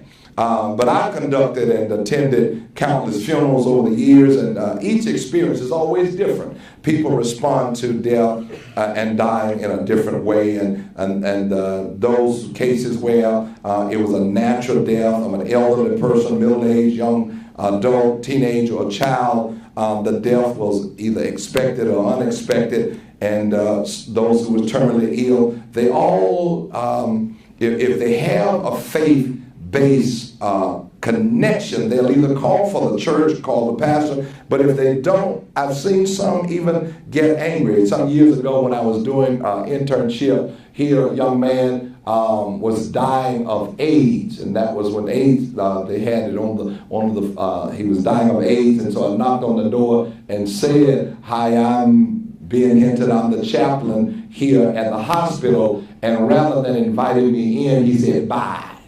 Bye. He just, no, I don't want bye. I don't want to have anything to do with this God thing or anything. I'm dying. I just want to, I could tell he was very angry. And so in that context, he didn't want anything to do with religion or faith or anything. He just, he was just angry. And so in my experience, of course, like I said, we deal with those who have faith-based or non-faith. Now, the topics, of course, that in terms of responding to the professional knowledge, understanding belief and practices about like medicine and medical procedures. The African American community, we believe in, for those who have faith, we believe in prayer. We believe in healing. We believe God heals, but we also believe in medicine. So I'm a person, I don't like pain. And so if I got a headache, I'm going to pray God remove the headache. But I'm going to look for some Advil, Tylenol. I'm going to pray in Jesus' name for healing. But I'm going to look to the cabinet or my drawer first to find, something that relieves pain. We also believe that God heals through medicine, but also God heals through death. If a person is terminally ill and they know that they're not going to get better, then death is also viewed as a healing avenue. I had a friend of mine, we went to school with, a young lady who died just a week ago of breast cancer. She was a believer. She sang for God. She testified of God, just a strong believer that God was a healer. But it came down to the place after chemotherapy and all of those things, it was determined that she would not live. And rather than being angry with God, I've served you, I've sang for you, she began to send out Facebook messages, it is well, it is well, it is well. And so she began to encourage her family, I'm okay. You be okay, because I've embraced the reality that I am dying. And there is something greater than this life. So therefore, because I do believe, I have resorted and have relied on all the medical professionals, all of the services they offered, but I now realize that there is something greater. So because of my faith, I can transition from this life knowing that I believe in something greater. Amen. So in terms of the healing traditions in the African American community, some believe in professional medicine, and some even believe in what is called natural medicine, herbs and all those things, and establishing a rapport with patient during and inquiring about belief. Of course, many people, as I said, they come in the hospital, some have some form of belief. They believe in prayer. They may call for the chaplain. They may call for the pastor. They may call for spiritual care. And then there are those who may not. In terms of CPR and DNR, of course, when someone is dying, there are some people who don't want to be resuscitated. I had, she was like a mother. She was she was the nanny to our children. She was 93, died last year. She put in her notes, do not resuscitate. If I transition, let me go. And she had already gone to the funeral home and made plans. When I die, I don't have to be buried. Cremate me. So her perspective was a little different than some families who would say, no, I want this planned out. I want to have this funeral. I want this person on the program. I want this song sang. I want this dress. I want you to put me in this dress. I want to be buried in this dress. I want these persons to speak at my funeral. I want this person to preach at my funeral or my service, my eulogy. I want, the whole 9 yards. They already have in view what they want. But then there are those who simply don't prepare, or they don't think about death. I had an uncle who died a couple of weeks ago, and 90 years old. And one of the things that my aunt said after I got to California, she said, I didn't see this coming. And in my mind, I'm thinking, you're 90 years, he's 90 years young. At what point do you not see death coming? But I understand from her respect, because they've been married 65 years. And he's been her rock, he's been her pillar, and they was just planning to just live life. But there's some realities that come in all of our lives that we have to think about, and that is death. My dad used to say, and I'm almost through, that we didn't come here to stay. And so my assignment, even as a pastor, is to help people to understand you didn't come here to stay. We're not here to stay, but we have to some point talk about death, talk about dying, and embrace it. And even in mourning and grieving, taking time to mourn, taking time to grieve healthily, understanding it's a process. In terms of gender roles, we believe all believers are considered priests to Christ. We can pray. We are sons and daughters of God, so we can pray to Him. We can talk to God. Amen. We believe that God is our Heavenly Father. Unique challenges for diverse populations. Again, the diversity comes in that we have, again, faith believers and who have a faith-based context and those who don't, and therefore it's harder to minister even to those who don't have faith because they have so many questions going on. Well, why didn't He heal me now? Why didn't He heal me instantaneously? But we have to understand that our assignment is simply to present the gospel or present our faith position to believers. In terms of other unique challenges, one of the things that some people in our African American community, some, not all, they wrestle with is this concept of even calling in hospice. I've got a call the other day, a young man who is dying, and the mother wants to keep him at home, but he's already at the Robert Johnson house. Rather than staying there where he can get 24-hour care, she feels, well, I can handle it. I want to bring him home versus letting him stay there. And sometimes people, in their own views, feel like they can handle it themselves. But it's a great resource that is there. And we was trying to help her to understand that in order for you to get the kind of care that he needs, and without straining yourself or trying to make it on your own, let him stay there where you can come and have ministers there and have other ministers to minister to him.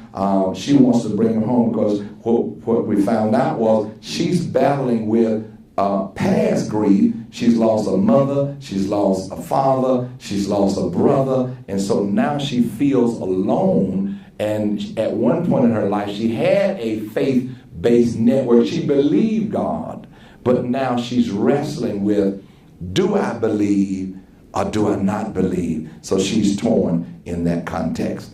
Amen. Let's, again, just to reiterate what I just said, in our context, we have those who, and it varies from community to community, we have those who have faith-based, biblical perspective, and then others who have non-faith-based biblical perspective. And I believe that our faith in God, our faith in Jesus Christ gives us the strength, gives us the assurance that we need and that we have to comfort us in various times of transition. Thank you. God bless.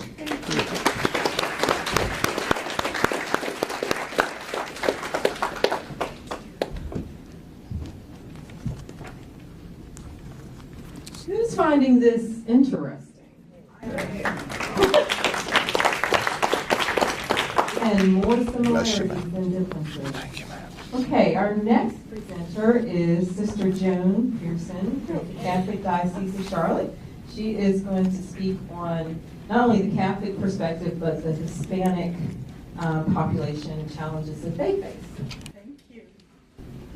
Okay, in your booklet you saw where I'm from, so I'm not going to start that. I have no idea where they got this picture.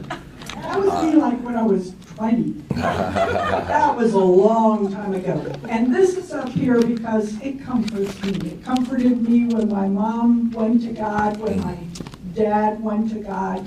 And I actually have sent it to a number of people, passed it on to them, because that's comforting to me.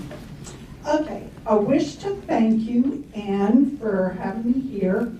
And I've been, what this little bio didn't mention, and this is all I'm going to say about myself. Not only am I a nun, I have been a nun for 48 years, and I am happy nun. As opposed to cranky ones, I love serving God in the church, which Reverend Hinton made a comment, and I was thinking, unlike my confreres up here, I, being a Catholic woman working in the church, albeit nun, will probably never, other than this, get behind the podium. Wow. I don't know. There's hope. Pope Francis is pretty sharp.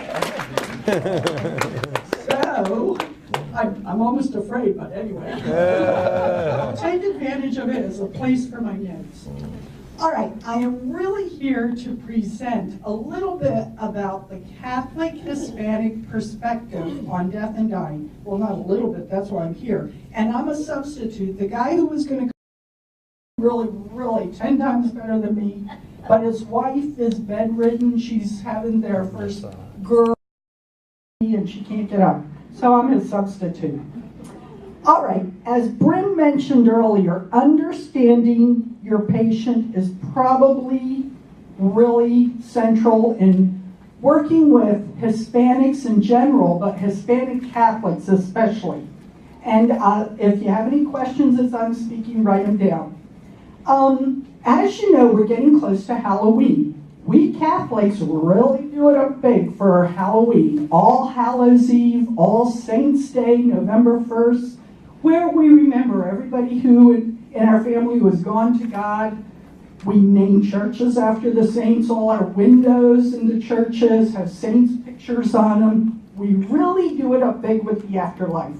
So that's in our favor. If people are baptized Catholics, they say it's very hard to live as a Catholic, but everybody wants to die as a Catholic because you're almost guaranteed to be ushered right up to God. Just by looking at the churches, the incense, the holy water, all the prayers, the masses an hour, all the solemnity, all the ritual, guaranteed to get you through purgatory real quickly up to God. And we have had indications of this, the fields and an awful lot of elements we hold in common. Now, we're getting ready for, in the Hispanic culture, the All Souls Day is November 2nd in the American culture, where we go to Mass and we pray for our loved ones who have already gone to God. Well, the Hispanic culture does it up big with Dia de los Muertos. If any of you spent an hour watching that little movie Coco, you probably have already seen what really is going on in people's homes. They're going to paint their faces. We have cookies. We have decorations. Everybody celebrates. They put out pictures of their loved ones who have already gone to God because they believe that the veil is thin on this day and their loved ones can come back and visit. Here in North Carolina, the Catholic Hispanic, which is all Catholics or all Hispanics practically, whether they go to Catholic Church now or go to other faiths, we have the fastest growing Hispanic religious Catholic population in this part of the nation. We've jumped. It was 123% since 2005, according to a research study the Catholic Church did. That's a big jump. I would assume people are coming to the hospital in those increments also. So, when you encounter people, as you guys do so beautifully, who are suffering, I'm here to help you understand, I hope, or present some of the peculiar characteristics that you might not see in the American culture. First off, the whole concept of calling a priest or a minister super important because it's a faith-based religion with a strong belief in the afterlife and a strong belief that the priest or the minister can usher people or take their hand and lead them. This is really important to ask people, and I don't know about HIPAA rules because I'm a nun, but you guys know this stuff. But if you can possibly say, do you want me to call someone? Right here in the Charlotte, Mecklenburg, Gastonia area, you guys are lucky enough to have 5 Hispanic Catholic priests who serve here. All you have to do is call Lisa, because she's a Gastonia with one of those priests. I work up in the Salisbury area, and there's only one priest for 4 counties. So it's all, and he's not even Hispanic. He speaks Spanish, can do the rites in Spanish, but you guys are really lucky here. You have a mountain of people to help you out. Call a priest or a minister, but if you call the priest, expect that the family will be around. There's anointing, and that's a big thing because you put the holy oils on. You've probably seen movies, if you aren't Catholic, about how the priest comes and gives the last rites. We call it the sacrament of the sick, but it's very comforting to people. Not as if a person's unconscious, it's not comforting to them at all, but it's comforting to their family. Confession. This is another biggie for Catholics. If you can possibly get the priest to confess the sick person, then they become compliant. They're relaxed. And I've often thought that, I'm kind of lucky I'm a Catholic because if I do something wrong, I can confess, whereas all my friends just have to be good for their whole lives. I don't know why it works that way, but I am kind of happy. And I'm a nun. I don't do that much horribly wrong, but it helps. Let them go to confession and invite the priest, who will be able to speak English, to confess the other members of the family, because that's when they get it out of their system. Any of the anger or resentment that's piled up will come out. The priority with Hispanics in general is family. You are going to be swamped, as many of you have probably already seen. If one person is in the hospital, the whole family comes to the hospital. Not necessarily 2 at a time. They'll come in waves. They'll bring things. They'll bring the kids. They'll bring food. Somebody will invariably have a guitar to play soothing music for the person. This is wonderful for the family. It could possibly drive the medical staff to drink. Not sure, but I've been invited to come to the hospital to go with a couple of priests to help translate. Oh dear God, I can just see the staff. They're like, you have my sympathy and my understanding, because so far nobody's ever thrown most of the people out. They've thrown some out, which I understand also. But it is just a culture that believes in family, so they're going to be there. They also don't like to talk to the person who's sick about serious issues like death. If you've got to deliver hard news like that, please include the family first. Find out who is in charge. Normally it's a matriarch in the family, but go to them. Don't look at who's doing the most crying. Ask somebody, who is in charge here? Who is the head of the family is a good way to put it. They'll let you know, and then address it to that person, because it's very respectful to talk to the person who is the head of the family. And then the whole family's going to join in on making a decision. But don't be surprised. They don't like to let the person who's dying know that they're dying. So don't be surprised if they don't tell them that. You just, out of respect, you just encourage them. I still do when people come to, to the church and say, my father's dying. I'm like, does he know? No, we're not telling him. And I'm like, oh, that'll be a surprise. Wake up in heaven.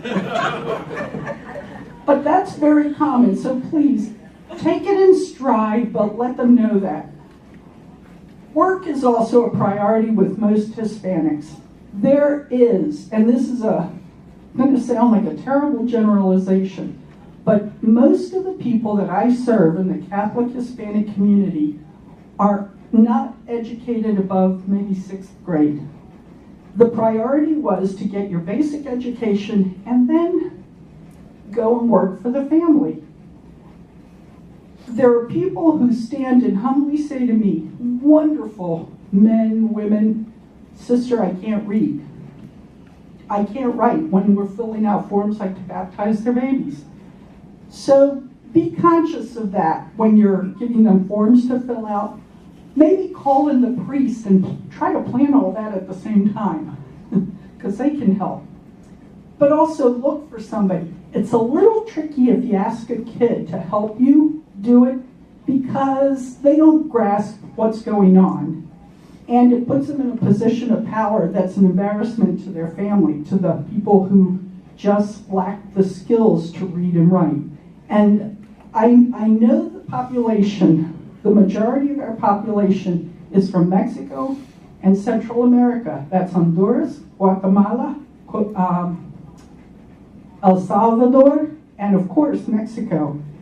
And the ones we tend to have here, and I know our diocesan statistics for the Catholic Church, are not from the capital of Mexico, but from the rural areas where there is no work, which is why they come here. So please don't be surprised if you offer help to people with pamphlets, hospice, anything like that. They take it, they accept it, because they're not going to be embarrassed, but they can't read it. So get somebody to help them with that. Stay a little. It means so much to people if you just stay with them. I know you guys have to deliver the news, and then it's awkward. Like, okay, well, I told them, what do? I gave them the brochures. Sit down. It doesn't have to be for 20 minutes, not even 5 minutes. Just sit down. If the person has been indicated as the head of the home, the head of the family, sit down, and again, I don't know HIPAA rules, take her hand. You don't have to embrace everybody, but take her hand and just say, I'm here. That means so much to not, and you're gonna think they're not alone. No, they aren't. But it means so much to have a person in a position of power. Sit with them. Again, not for long, just for a while, because you're busy. One of the things that, in listening to people, they've told me, is that when the person who's helping them through these crises embraces their grief, they don't use this vocabulary, when their grief is embraced, like they let us stay, is one of the phrases I've heard. When you folks embrace their grieving and their fears, that already has won them over and started the healing of the family. Whether or not the person is going to get better is a whole other issue, but that started the healing in the family. Regarding healing, there is a belief in the anointing of the sick can heal. So if a person is just scared and they're not critical, my humble suggestion is call in a priest right away to do the anointing, hear their confession, and you go on your way. Not you go on your way, but things will work out, hopefully. Do not be concerned or don't think it's weird if they call in what we call brujas, which also I think you mentioned. These are good witches. These are people who understand herbs. And they come and they'll just calm people. They're probably the ones who invented chamomile tea. But most people from rural countries didn't have medicine. They don't have access to medicine, so they need natural healers. And they have them. Of course, they're not cures, but they do call them in. So if you see somebody coming in and they say, you hear the word bruja, it's not necessarily bad. We're not talking about the ones, and I was in a parish where, there was a whole group that did, chickens on the church rail, that kind of thing. But these are healers. So there's got to be some place for them in the healing work here. Now, there are going to be lots of prayers and lots of tears, and when a person is ready to die, it's critically important, if you want to reach out to them, to ask them something, talk to somebody about have they started or thinking about the Mass, which is, the Catholic ceremony for the send-off, or a 9-night novena. If you come into a room and they're all praying their rosaries, it might not be a good time unless it's an emergency to interrupt, because prayers with Hispanics are very, very important.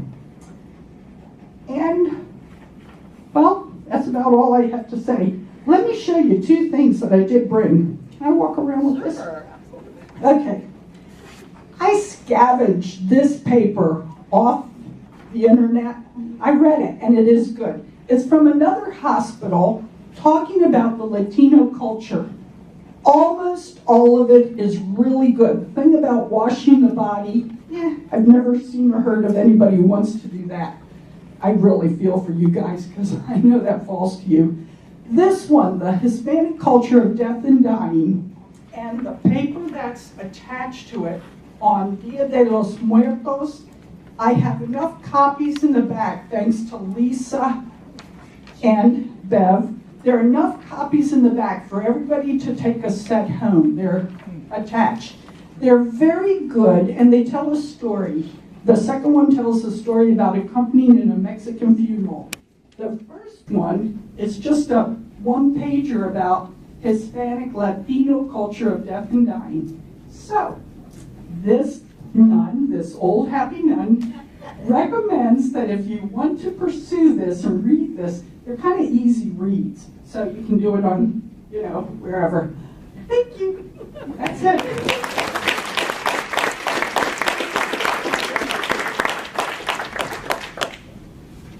Thank you. You're welcome. That was my Sister, she's. Did I take yours? Okay. Sorry. Okay, this one. Just this one. And this one. And this one. Come on, man. First one. Oh, this is, yes. Thank you. Sorry. We have similar handwriting, that's why. Nice. Okay. If you have questions that you've written down on the index cards, we're going to have someone start to come around and collect those if you have them. And while our next presenter is speaking, we're also going to start passing out the evaluations. So you can complete those and take them to the back table and pick up your certificate. Now, I've had a lot of questions about whether or not, if you're a social worker or another discipline, whether or not you can use this certificate for your licensing board. All I can say is you can submit it and see what happens. I know for the North Carolina Social Work Board, it probably will be approved because they look for things that are, the content is relevant to social work practice, and clearly this is. I can't speak to other boards, but you can try it and see what happens. Okay, our next presenter is Imam John Ederer. He's the religious director of the Muslim Community Center of Charlotte.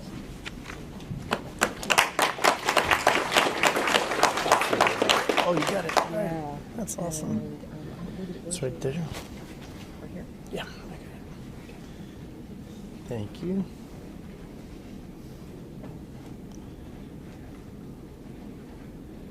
Okay.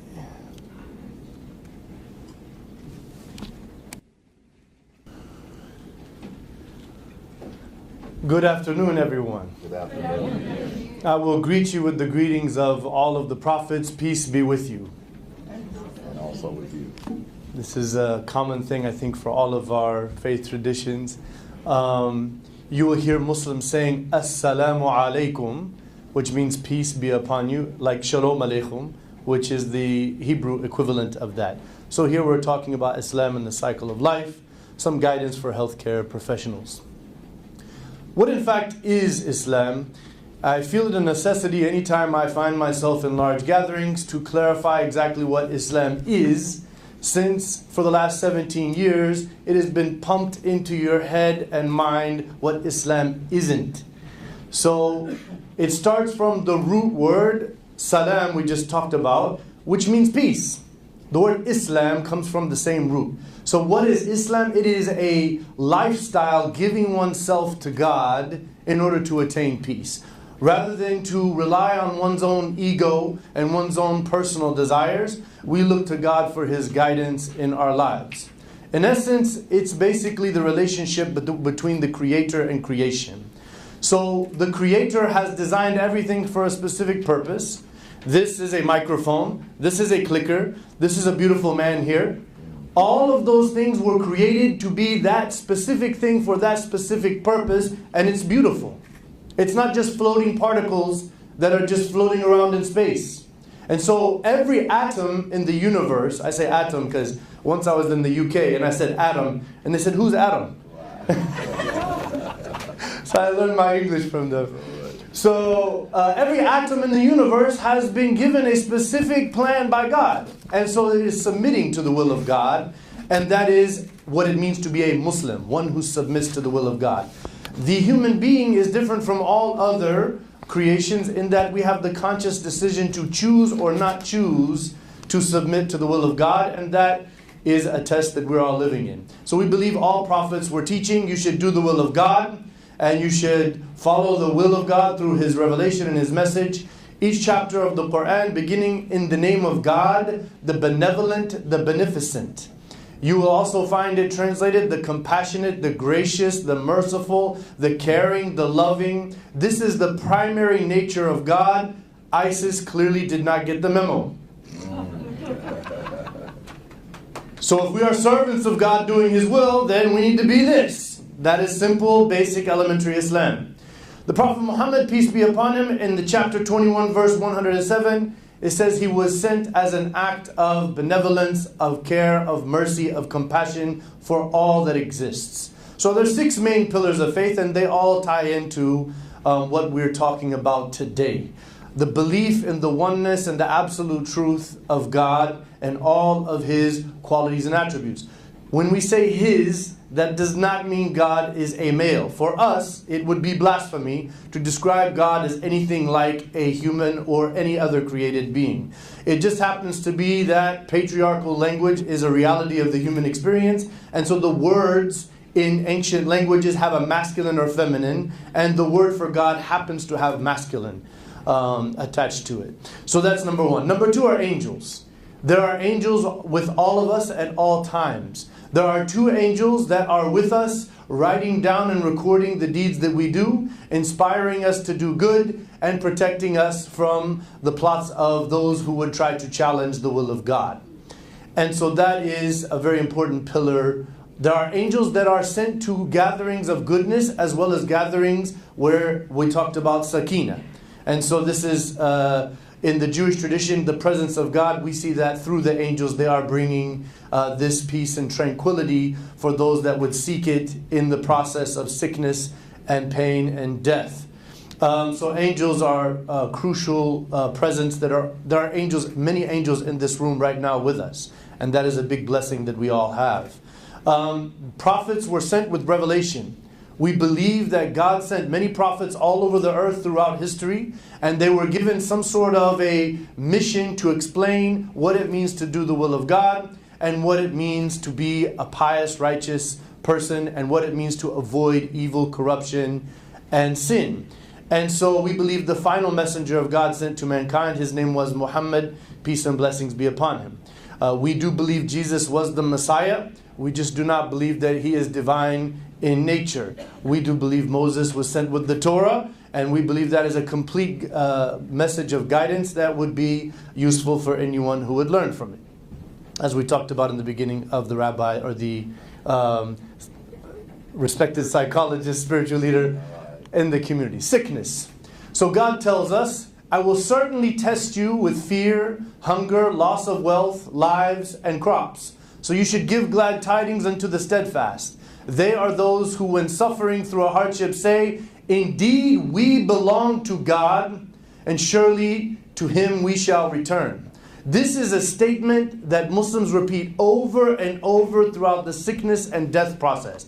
Inna lillahi wa inna ilayhi raji'un. Indeed, we belong to God, and to Him we will return. And the idea is that we, as part of creation, are flawed. It is the nature of creation to begin, to go through flux, and to go up and down. But the perfection is our goal. That is from whence we came in heaven. And so we realize the imperfection of this earth, so we seek the perfection of God in this phrase, that we realize we don't own our lives, we don't own our bodies, we are not in control of anything actually at the end of the day. God is in absolute control over everything. So we are seeking His favor and His blessing through the struggles of life. So the whole thing about if everything was perfect, then how would we appreciate what is perfect? You know, so we talk to people in our tradition and they say, well, you know, why did I have to go through all this? You know, so why can't everything just be good? This is the big atheist argument. If God is good, then why did He create things that would be bad? So that doesn't make any sense.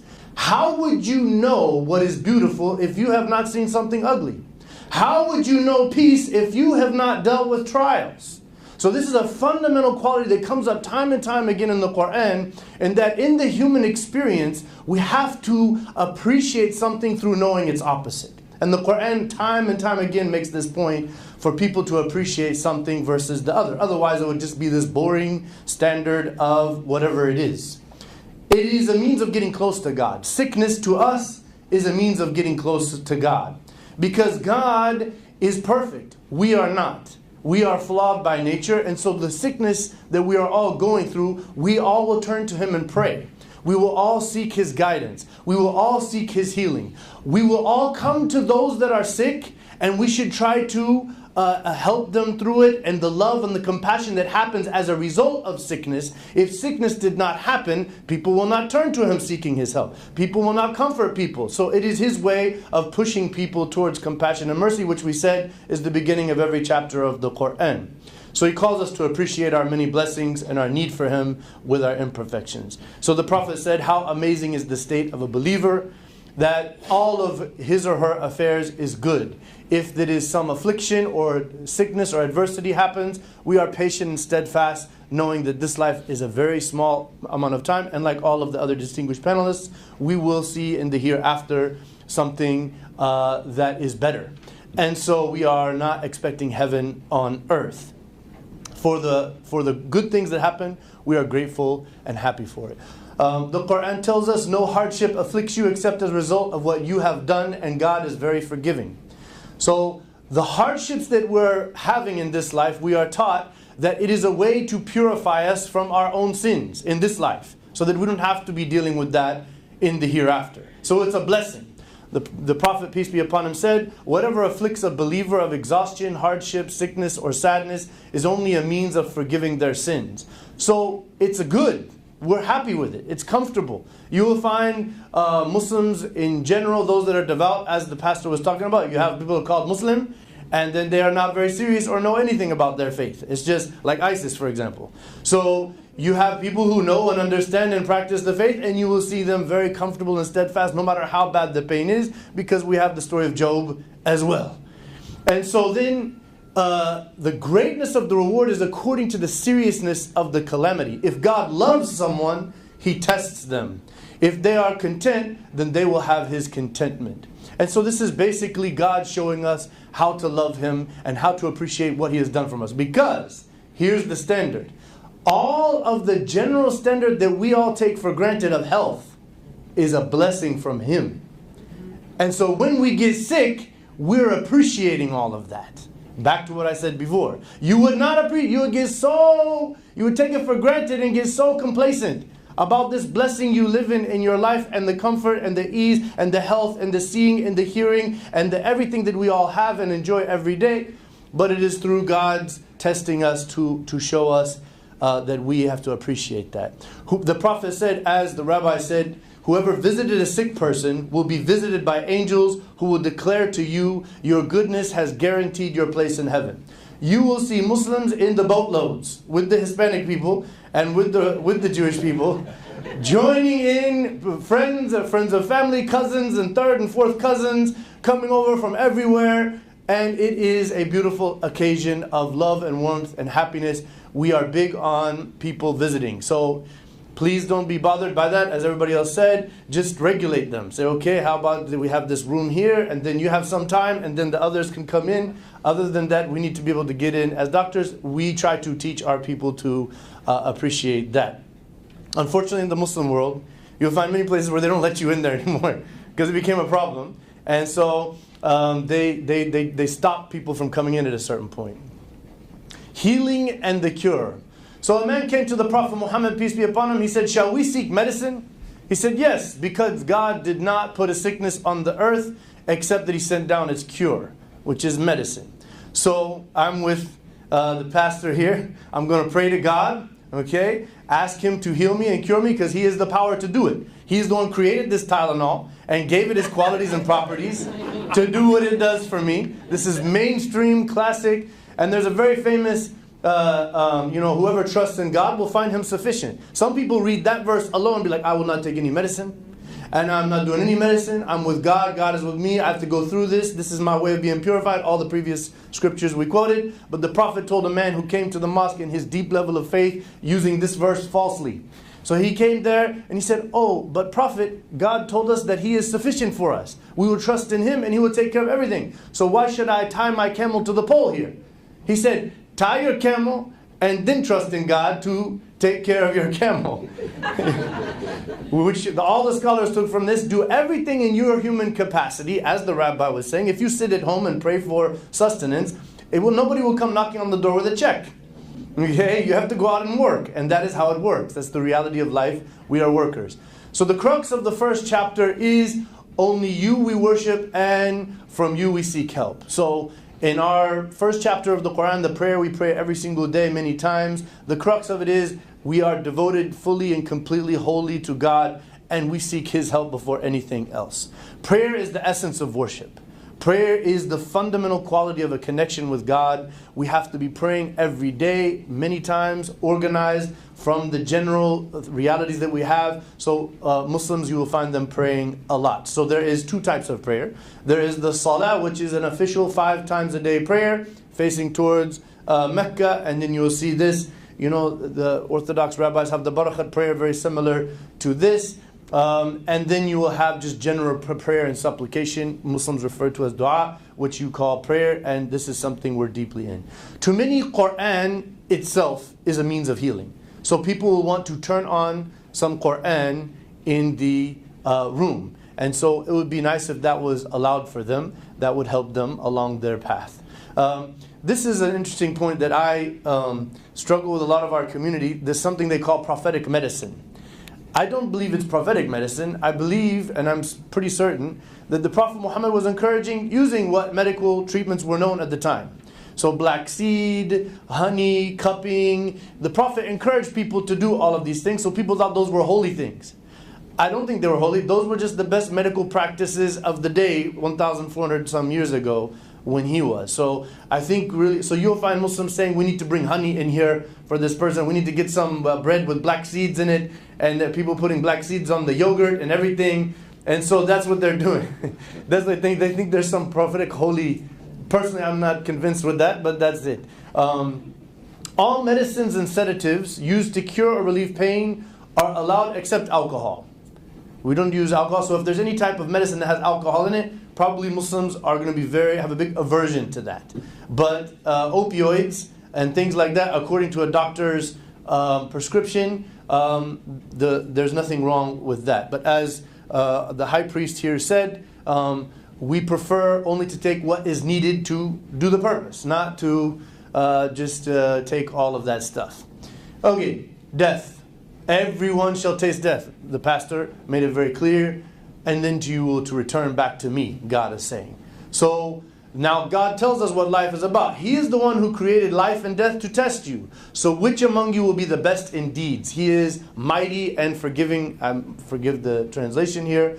So we believe that this life is a place where we prove ourselves that we are of God. Meaning, we are compassionate, merciful, benevolent, beneficent, kind, charitable, understanding, wise. All of the qualities he describes himself with, we need to be affected by that and live accordingly. And then when we do that, we become of him and we become his loyal servants. And then we earn a place in his eternal presence. And so, you will find people finding religion when they're in the hospital. And that's a good thing, you know. And so, a lot of them have some cultural ideas and they're not sure. So it's always good to call the local mosque and the local imam. I'm sure Rafat can help you out with that. And, you know, if it's somebody you can always call me. I'll come up from Charlotte, no problem. We're at anybody's service. The Prophet said, be in this world as a stranger passing through, and always consider that today could be the day you are buried. This is a lifestyle we have. So again, you'll find a devout Muslim expecting death happening anytime, and that's what's going to happen, and that's normal. And so today I have to do something, give some charity. You'll find some people actually saying things like even the Prophet Muhammad himself did it when he knew he was getting very. He said, look, I have these things, go pass them out to all of the poor people that in the city. So I don't want to have any wealth when I leave this earth. And so that is the character of a believer. The Prophet said, whoever's last words were, there is no deity except God alone will be in heaven. So we have this very firm idea about the oneness of God. So many Muslims, we said that, customary faith-related issues. Modesty. This is now cultural things that we need to kind of have a good idea about. Modesty and chastity are fundamental qualities of our faith and of our lifestyle.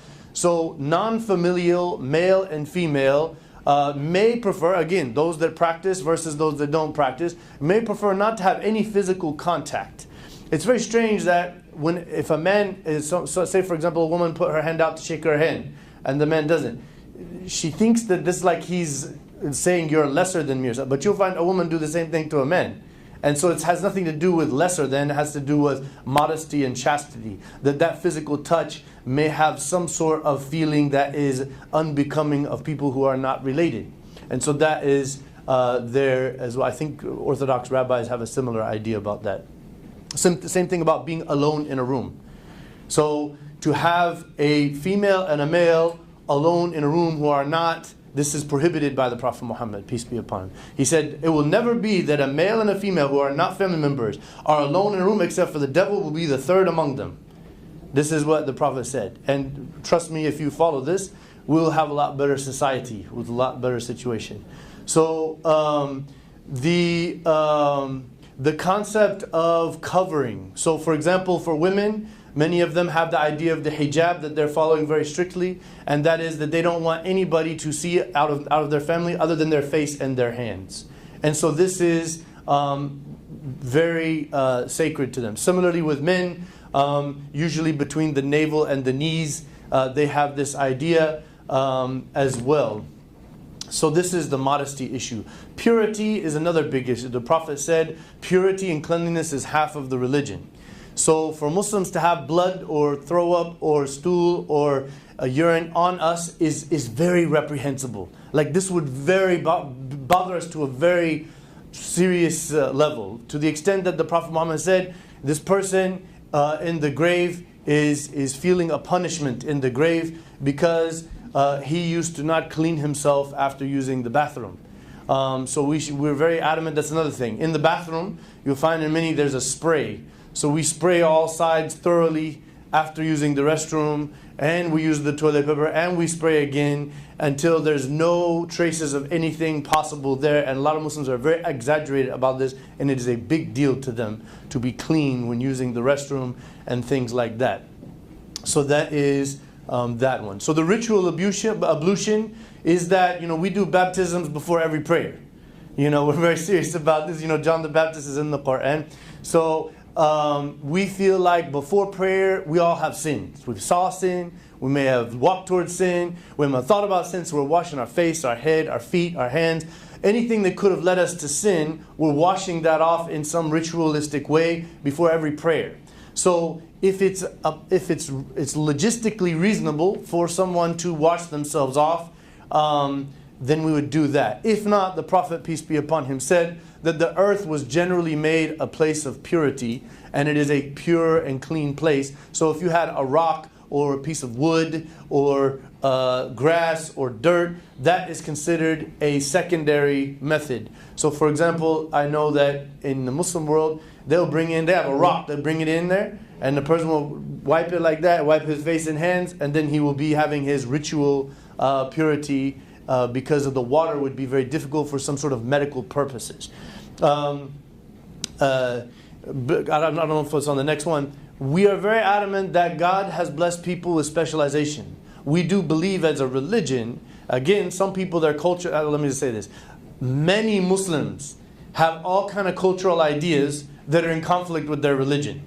This is a big problem we have in the world. And so that's just something that I don't know how, I don't want to just cancel everything I just said, but I want to tell you what the religion teaches so that you would know how to deal with someone who's trying to identify with Islam.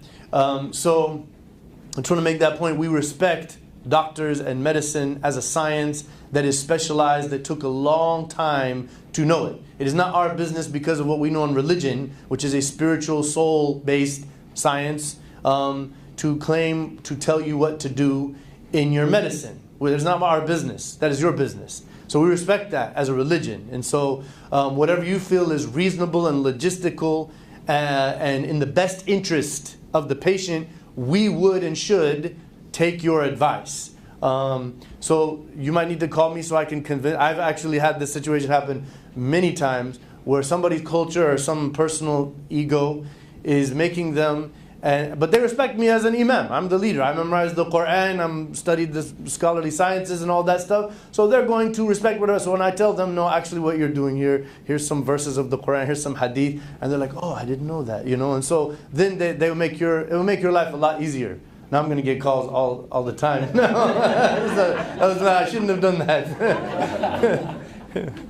Okay, so fasting, similarly, as the rabbi said, if you're sick, you don't have to fast. You can fast when you're not sick. Unfortunately, one of my early mentors, Sheikh Ibrahim, a beautiful soul, he had very, very serious sicknesses. He's 84 years old. And he almost died because he was, even though we all said, as the imam and as other people, and his family, and the doctors, he said, I'm fasting. This is Allah. God has asked me to fast. And if this is what I will die fasting. And I was like, hold on, ya Sheikh.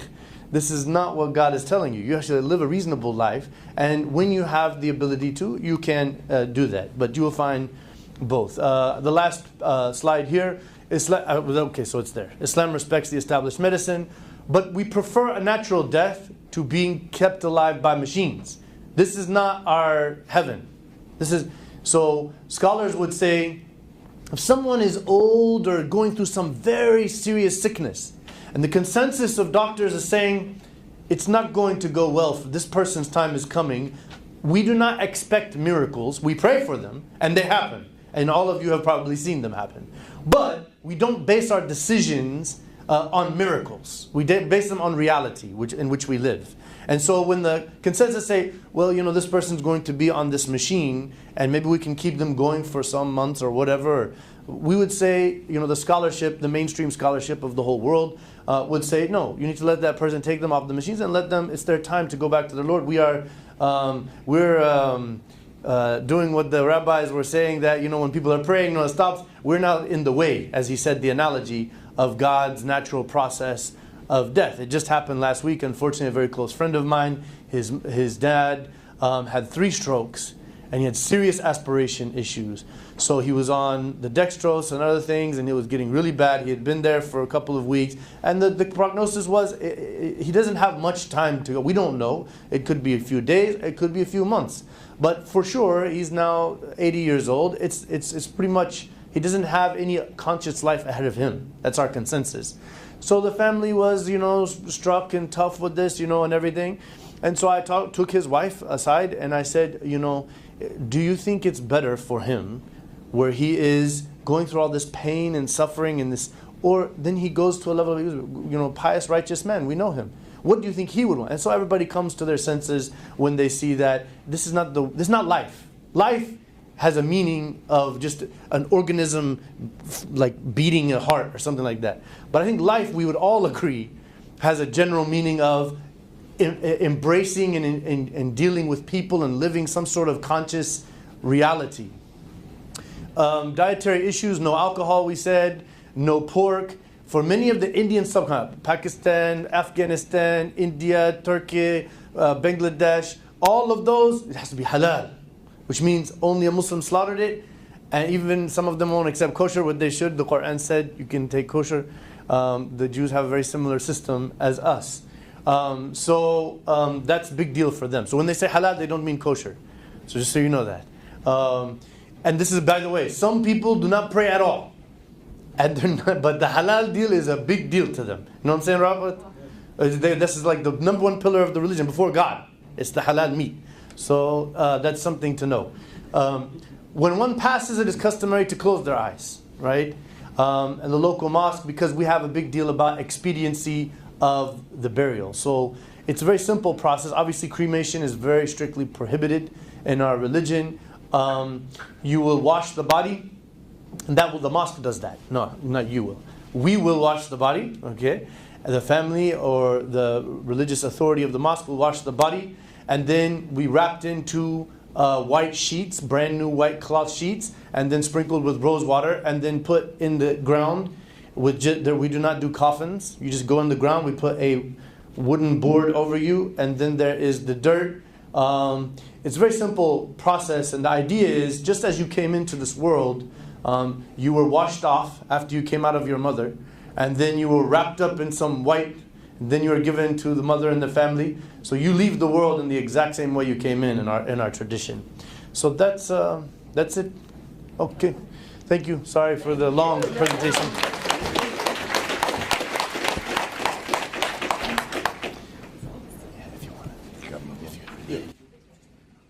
Having to turn these chairs, we should have swivel chairs. Wow. Let's give our panelists another round of applause. I don't know about you, but I am longing to learn more. I hope that you are as well. Do we have any more index cards with questions on them? Now, this is scheduled to end at 12,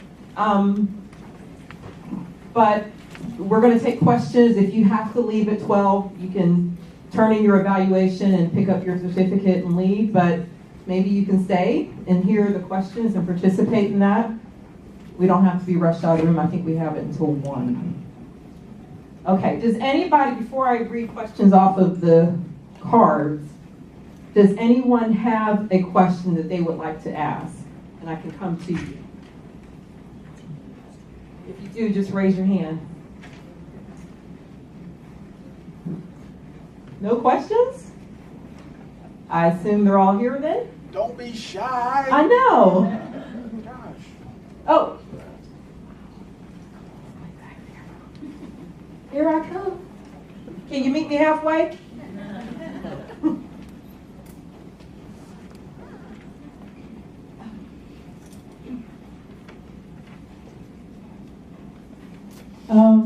Thank you for all the presentation.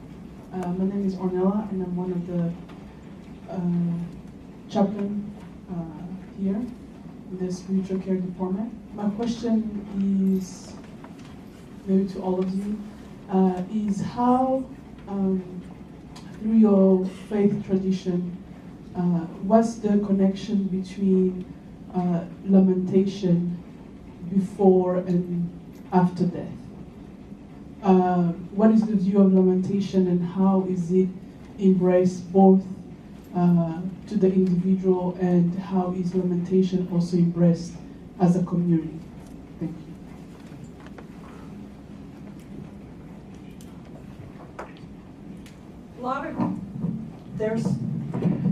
There's a lot of crying, and it's actually one of the healing ways to prepare for death.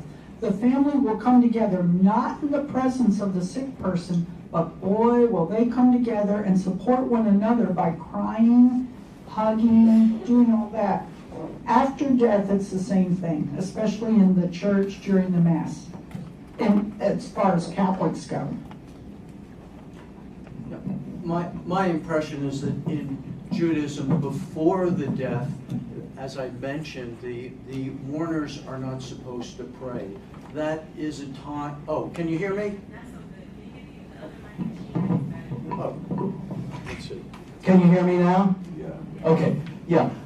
You're not supposed to pray before the funeral. You are in such a state of grief that it's not considered appropriate to pray. You can't pray with concentration. You are supposed to afterwards. There isn't emphasis on crying necessarily, but there is an emphasis on respecting grief. And it's totally opposite of the spirit of Torah to talk about somebody's funeral as a celebration of life. It's not a time for celebration of life in our tradition. It's a time for being sad. And it's accepted that there's really intense sadness and a lot of silence, but some hugs during the first 7 days. You can't go to a party. You shouldn't leave the house except on the Sabbath to go to synagogue. It's a time of reflection, silence, closeness with other people, but a very somber time.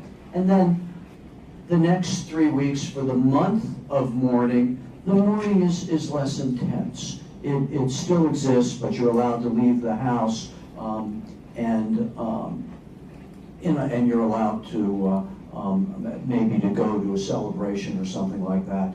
After that, during the 11 months, really the mourning is gone, except that you were encouraged, or some would say required, to say a special prayer of affirmation of God's presence called the Mourner's Kaddish that you say every day. So there's a gradual receding of the feeling of grief, so I think that Torah respects our need to grieve and not run away from the grief. And then on holidays, and also on the anniversary of somebody's death, you're encouraged to light a candle and say special prayers. I don't know whether it's quite the same as Lamentations, but that's the kind of spiritual, psychological approach that we have. In the African American tradition, we are encouraged to cry. It's a part of our grieving. One Christian theologian said, our tears are liquid prayer. So if whatever we have to do to gain strength, to release that pressure, that valve, or to just remember and crying in celebration or affirmation of faith, it's all right to cry. And so that's in our faith tradition. There's no limitation on so many days, so many weeks, so many months. Whatever you got to do, you do what you need to do. For us, it's, if it's something that's, if the death is coming and we know it's coming, we gather and show support for that family and that person as they cross over. And there's a grieving process, but the intense grieving tends to be a little shorter. Like I said, after the person is gone, we throw a party and in their memory, and which really does include taking, if they were cremated, taking some ashes and putting it inside a bottle rocket and firing it off. But after that point, especially on Samhain, which is the holiday coming up, we celebrate what we call our beloved dead every single year.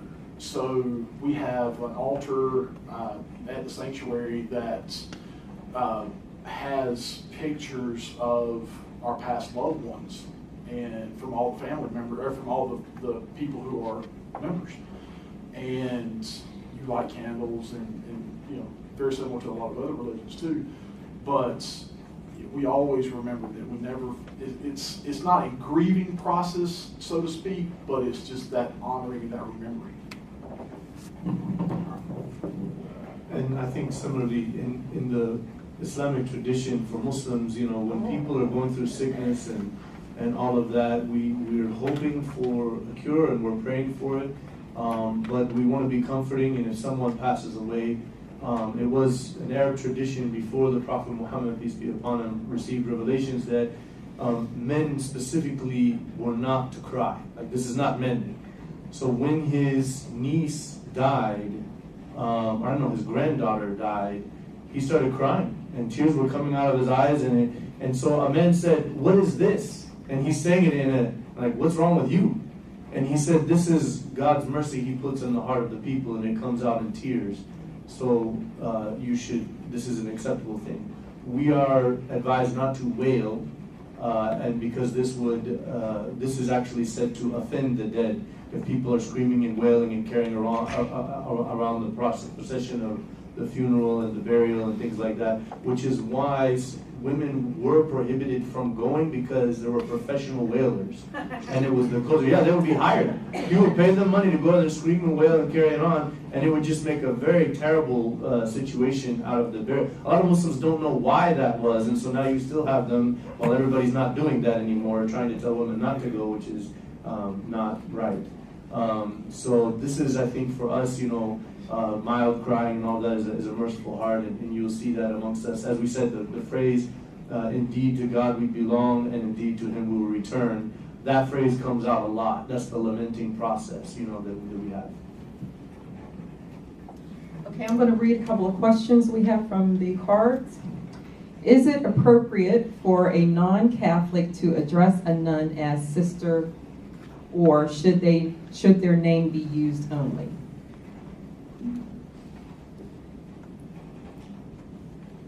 My parents call me sweetheart. No, I'm an older nun, so it's just nice to hear someone say Sister Joan. But if I'm not humble enough to take somebody saying, I need a nun, you'll do. I'm okay with that. That's not going to strike my ego. Now, I'm not speaking for every single nun because, we had a hierarchy. There was a mother superior in every house. Now we call them local coordinators. However, we still know who's in charge, so I'm fine with that. Either way, and nuns shouldn't take that, offensively. Thank you. Okay, the next question. Why do you think individuals live a non-faith-based life and continue to have the same attitude even in the face of death?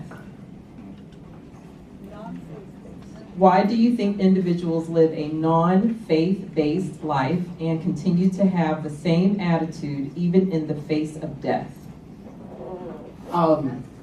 Wait until they have kids. I think in today's culture, it's super easy to have a non-faith-based belief system because there's so many distractions nowadays. I mean, this is the worst thing on the planet that could have been created right here because we have become such a non-social society. How many of you, think about it, how many of you pick up your phone to call your spouse or your significant other, or do you text them? Or do you Facebook message them? My wife's here, and she can tell you, we talk to each other maybe twice a day on the phone, but we're more texting and stuff. And it's just so much easier to be so antisocial now. And being in a religious situation, it's all about society.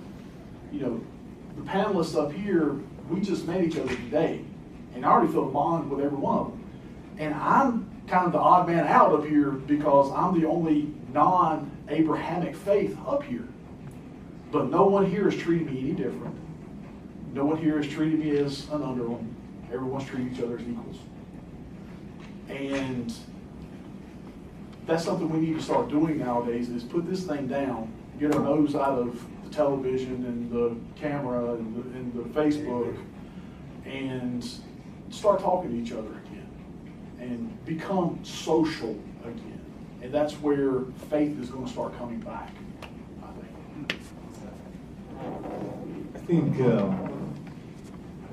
People who claim religion, and it's really some sort of an ego trip or some political interest that they have, they give a bad name for religion, and that runs people off. And then I think the other reason is because the arrogance that is coming out of many in the scientific community, in which if you were asked the same scientists, in science, have you figured everything out? Oh, there is so much to learn. We've barely touched the tip of the iceberg. We're uncovering new things every day. Religion, it's all false, it's wrong, there's nothing to learn. But hold on. Things that we're talking about as though it is a fact most of them are still theories. They're a working model for what we think based upon the evidence. And the evidence of the soul and spirituality and God is a boatload of it. We can all go on for a long time. We're not going to do that. I have a Baptist minister next to me. So I think I would encourage everyone here to obviously, as you're taught, to respect everybody where they're at. But I'm thinking maybe somebody has faith and they're concerned, will it be proselytizing or something like that? If you come with the genuine care for somebody's well-being from a faith perspective, and you're not pressuring them in terms of a theological dogma, I think people will like it. I think it will do good. Exactly what the high priest just said. That social, genuine, caring human connection. We should build that. And we should not shy away, because now this whole thing about, oh, I don't want to offend anybody with my religion and my faith. Well, if you have a real faith that has the proper values that I think all of the ones that I've studied, including all of these, then you would not be offensive to people unless you have something wrong with you, you don't understand the religion very well. So this is my own, my perspective. We're going to move through some of these other questions. My African American patients and their families seem to struggle more with making decisions regarding DNR, do not resuscitate, and hospice when the patient is terminally ill. Is there a cultural reason behind this? Well, there is a cultural reason. People just have a problem letting go. You know, it's just, as in all human nature, people don't want to see their loved ones die, but for whatever reason, there's a slower approach to accepting death and or resuscitating, you know, dying and all that, whatever reason. My parents come up, for instance, my mother would be, you know, when my father was, he was dying, and at home, I saw the signs, you know, you see the signs of death, and I said, we need to go ahead and contact the funeral home, let's make plans. She was like, well, no, not, let's just wait. You know, my thing is, no, I drove 5 hours, he's going to die. It's not a matter of if, it's a matter of when. Let's be proactive and take that approach. So, to answer the question, sometimes, for whatever reason, I don't know why it is, but people are a little hesitant to embrace death. They want to, you know, if all possible, you know, do everything we can to let them live. And I'm not sure if I answered that. Well, I think you did, but just another perspective. Definitely, I'm not speaking for all African Americans, but there definitely is a history of mistrust from African Americans to non-people of color in regards to medical care and trusting whether or not you have our best interests at heart. There, you know, I could go into the history of experimentation that was done on African American people in the past, and so there's that part of it too. So I know that from a personal perspective as well. Dr. Hinton, can you speak to the history of African American, oh, that's kind of what I just said, mistrust of the healthcare system? You just answered that. We'll just say Black Lives Matter, and we need to embrace that. This is just the truth, and I have to say it coming from Robert. Okay, so is Wiccan and paganism the same thing? Yes and no. The simplest way to state it is all Wiccans are pagan, not all pagans are Wiccan. Like I said before, paganism is more of a blanket term that covers a lot of different paths. Wiccan is actually a smaller blanket term that covers quite a few different paths in itself, kind of like Baptist. Okay, Wiccan will be sort of like being Baptist, but you have Southern Baptist, you have Pentecostal, you have Free will. So you have all these different kinds of Baptists, so you have all these different kinds of Wiccans. Wiccans are under the pagan umbrella, but not all pagans are Wiccan. And here's another question since you have the mic. Okay. Do the pagans have organized fellowship worship? That was in quotes. Worship. Yes, we have what we call rituals. Depending on the group, normally we celebrate 8 holy days a year. They fall on what we call the wheel of the year, which literally looks like spokes of a wheel. We celebrate the equinoxes, we celebrate the solstices, and then we celebrate what we call the cross holidays, which would be, they're actually harvest holidays. Everything that we study is, everything that we believe in and worship is earth-based, so it is based on planting seasons and harvesting seasons and things like that. Then we also, at least the groups that I go to, we celebrate the full moons. Other groups study or worship more as far as other parts of the moon cycles. We call them esbats. So sometimes they'll get together on new moons. Sometimes they'll do waning moon or waxing moon. But for the most part, we all get together on the full moons. So just think, if you want to become pagan, you only go to church 21 times a year. Okay. Did y'all celebrate last night? We did. Okay, the next question is, it's really long. I hope I can get it all right.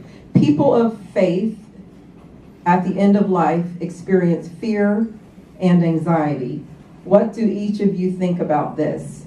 Has the church/ministers failed to teach believers that this place we live and die is not our home? How do we reconcile fear of dying to our hope and promises in death?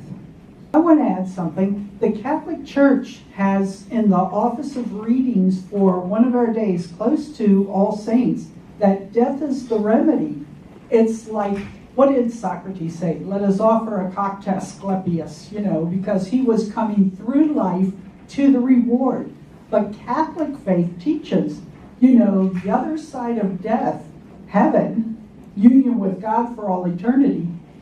Death is the remedy for everything that goes before it, and then we arrive in heaven. I hope. A lot of Reformed Jews who were not Orthodox, and for years some Jews used to believe that our tradition doesn't believe in an afterlife, and that's totally false. That thought that there's no afterlife is only held by people who don't know a lot about our tradition.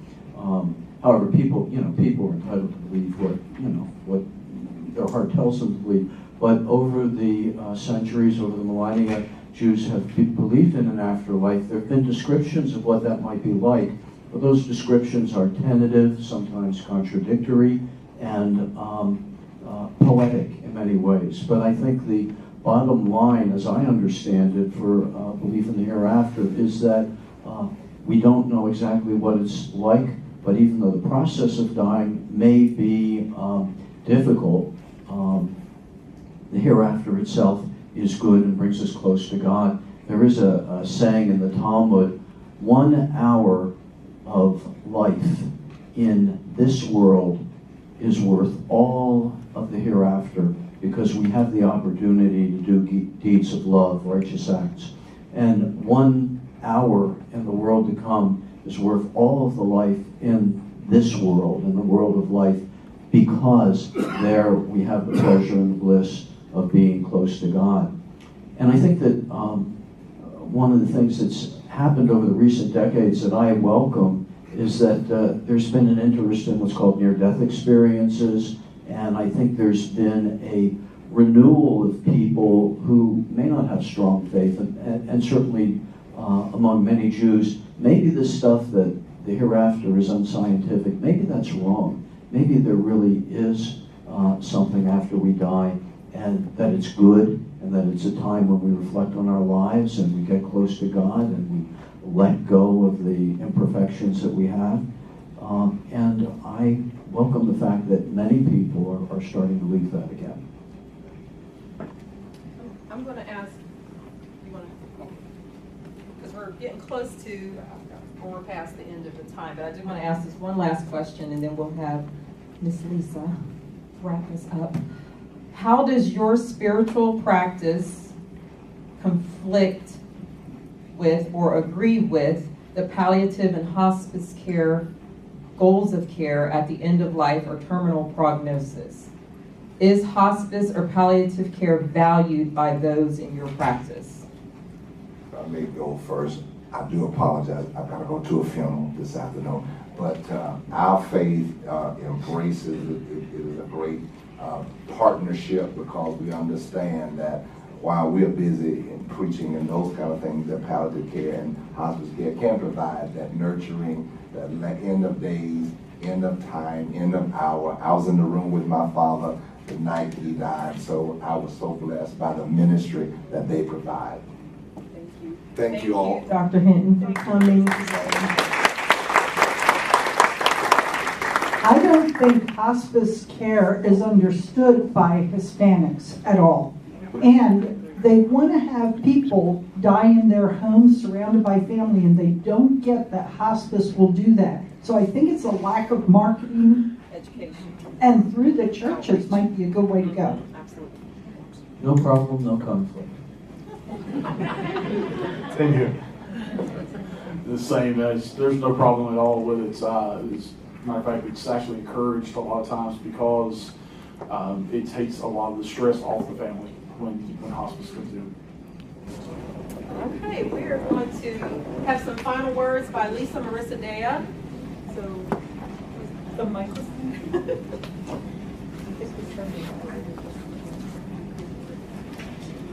I think that's on. I'm Lisa Marissa Day. I'm the manager of Faith and Health Ministry here at CaroMont Health. And on behalf of the Faith and Health Ministry, Gaston Hospice, and Spiritual Care, we want to extend another special thanks to all of our panelists.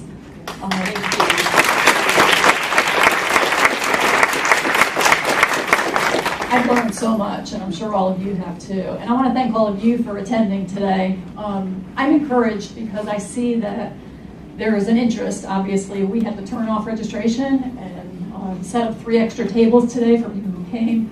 So there's a thirst for knowledge in this area. And I think some people may have come for curiosity, but I think the underlying thread that I see is so that we could all be more respectful. We have a diverse culture, especially here in Gaston County. Now we're growing. And we want to be respectful at the bedside, in the homes, and in the community. And so we intend to do more of these. And so as you fill out your evaluations, please indicate other cultures and religious backgrounds that you would like to learn more about, so that we can target those speakers that will, answer your questions. Please be sure that when you leave, that you did turn in or indicate your email address, so that we can communicate to you the link. This has been videotaped today, and so as you're talking about this with other people who wish that they could have been here, they'll have an opportunity to view it. And so we'll send that link out to all of you, and then we'll also use that email distribution list to let you know of the next round of similar panel discussions.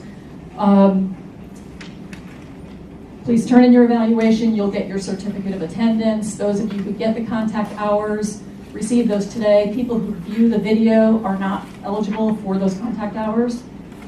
And I just wanted to mention that I oversee the Faith and Health Ministry. And the conversation came up that the church would be a great place to talk about hospice and maybe help educate. Churches are places of trust. People go on a regular basis. They trust the topics that are provided there. And so part of what I do is help congregations. And there's more than 500 here in Gaston County, and I would love to have a partnership with all of them, of all diversity, of backgrounds, of religions and faiths, to partner to help you in your congregation, to set up a health and wellness ministry, if you have one, to help strengthen it with the resources that we have access to, and to provide those topics that people may not always take the opportunity, if they see something out in the community, to attend it. But if it's at their congregation, it's likely that they will stay and learn and, and have their questions answered. So please reach out to me, indicate it on your evaluation if you would like me to come and speak to your congregation, to your pastor, to yourself, to learn more about how you can be involved in that, and that we can, as a community, just work more closely together to have more respect, to have more information, and just to collaborate on health and wellness. And again, on behalf of CaroMont, we thank everyone for being here today.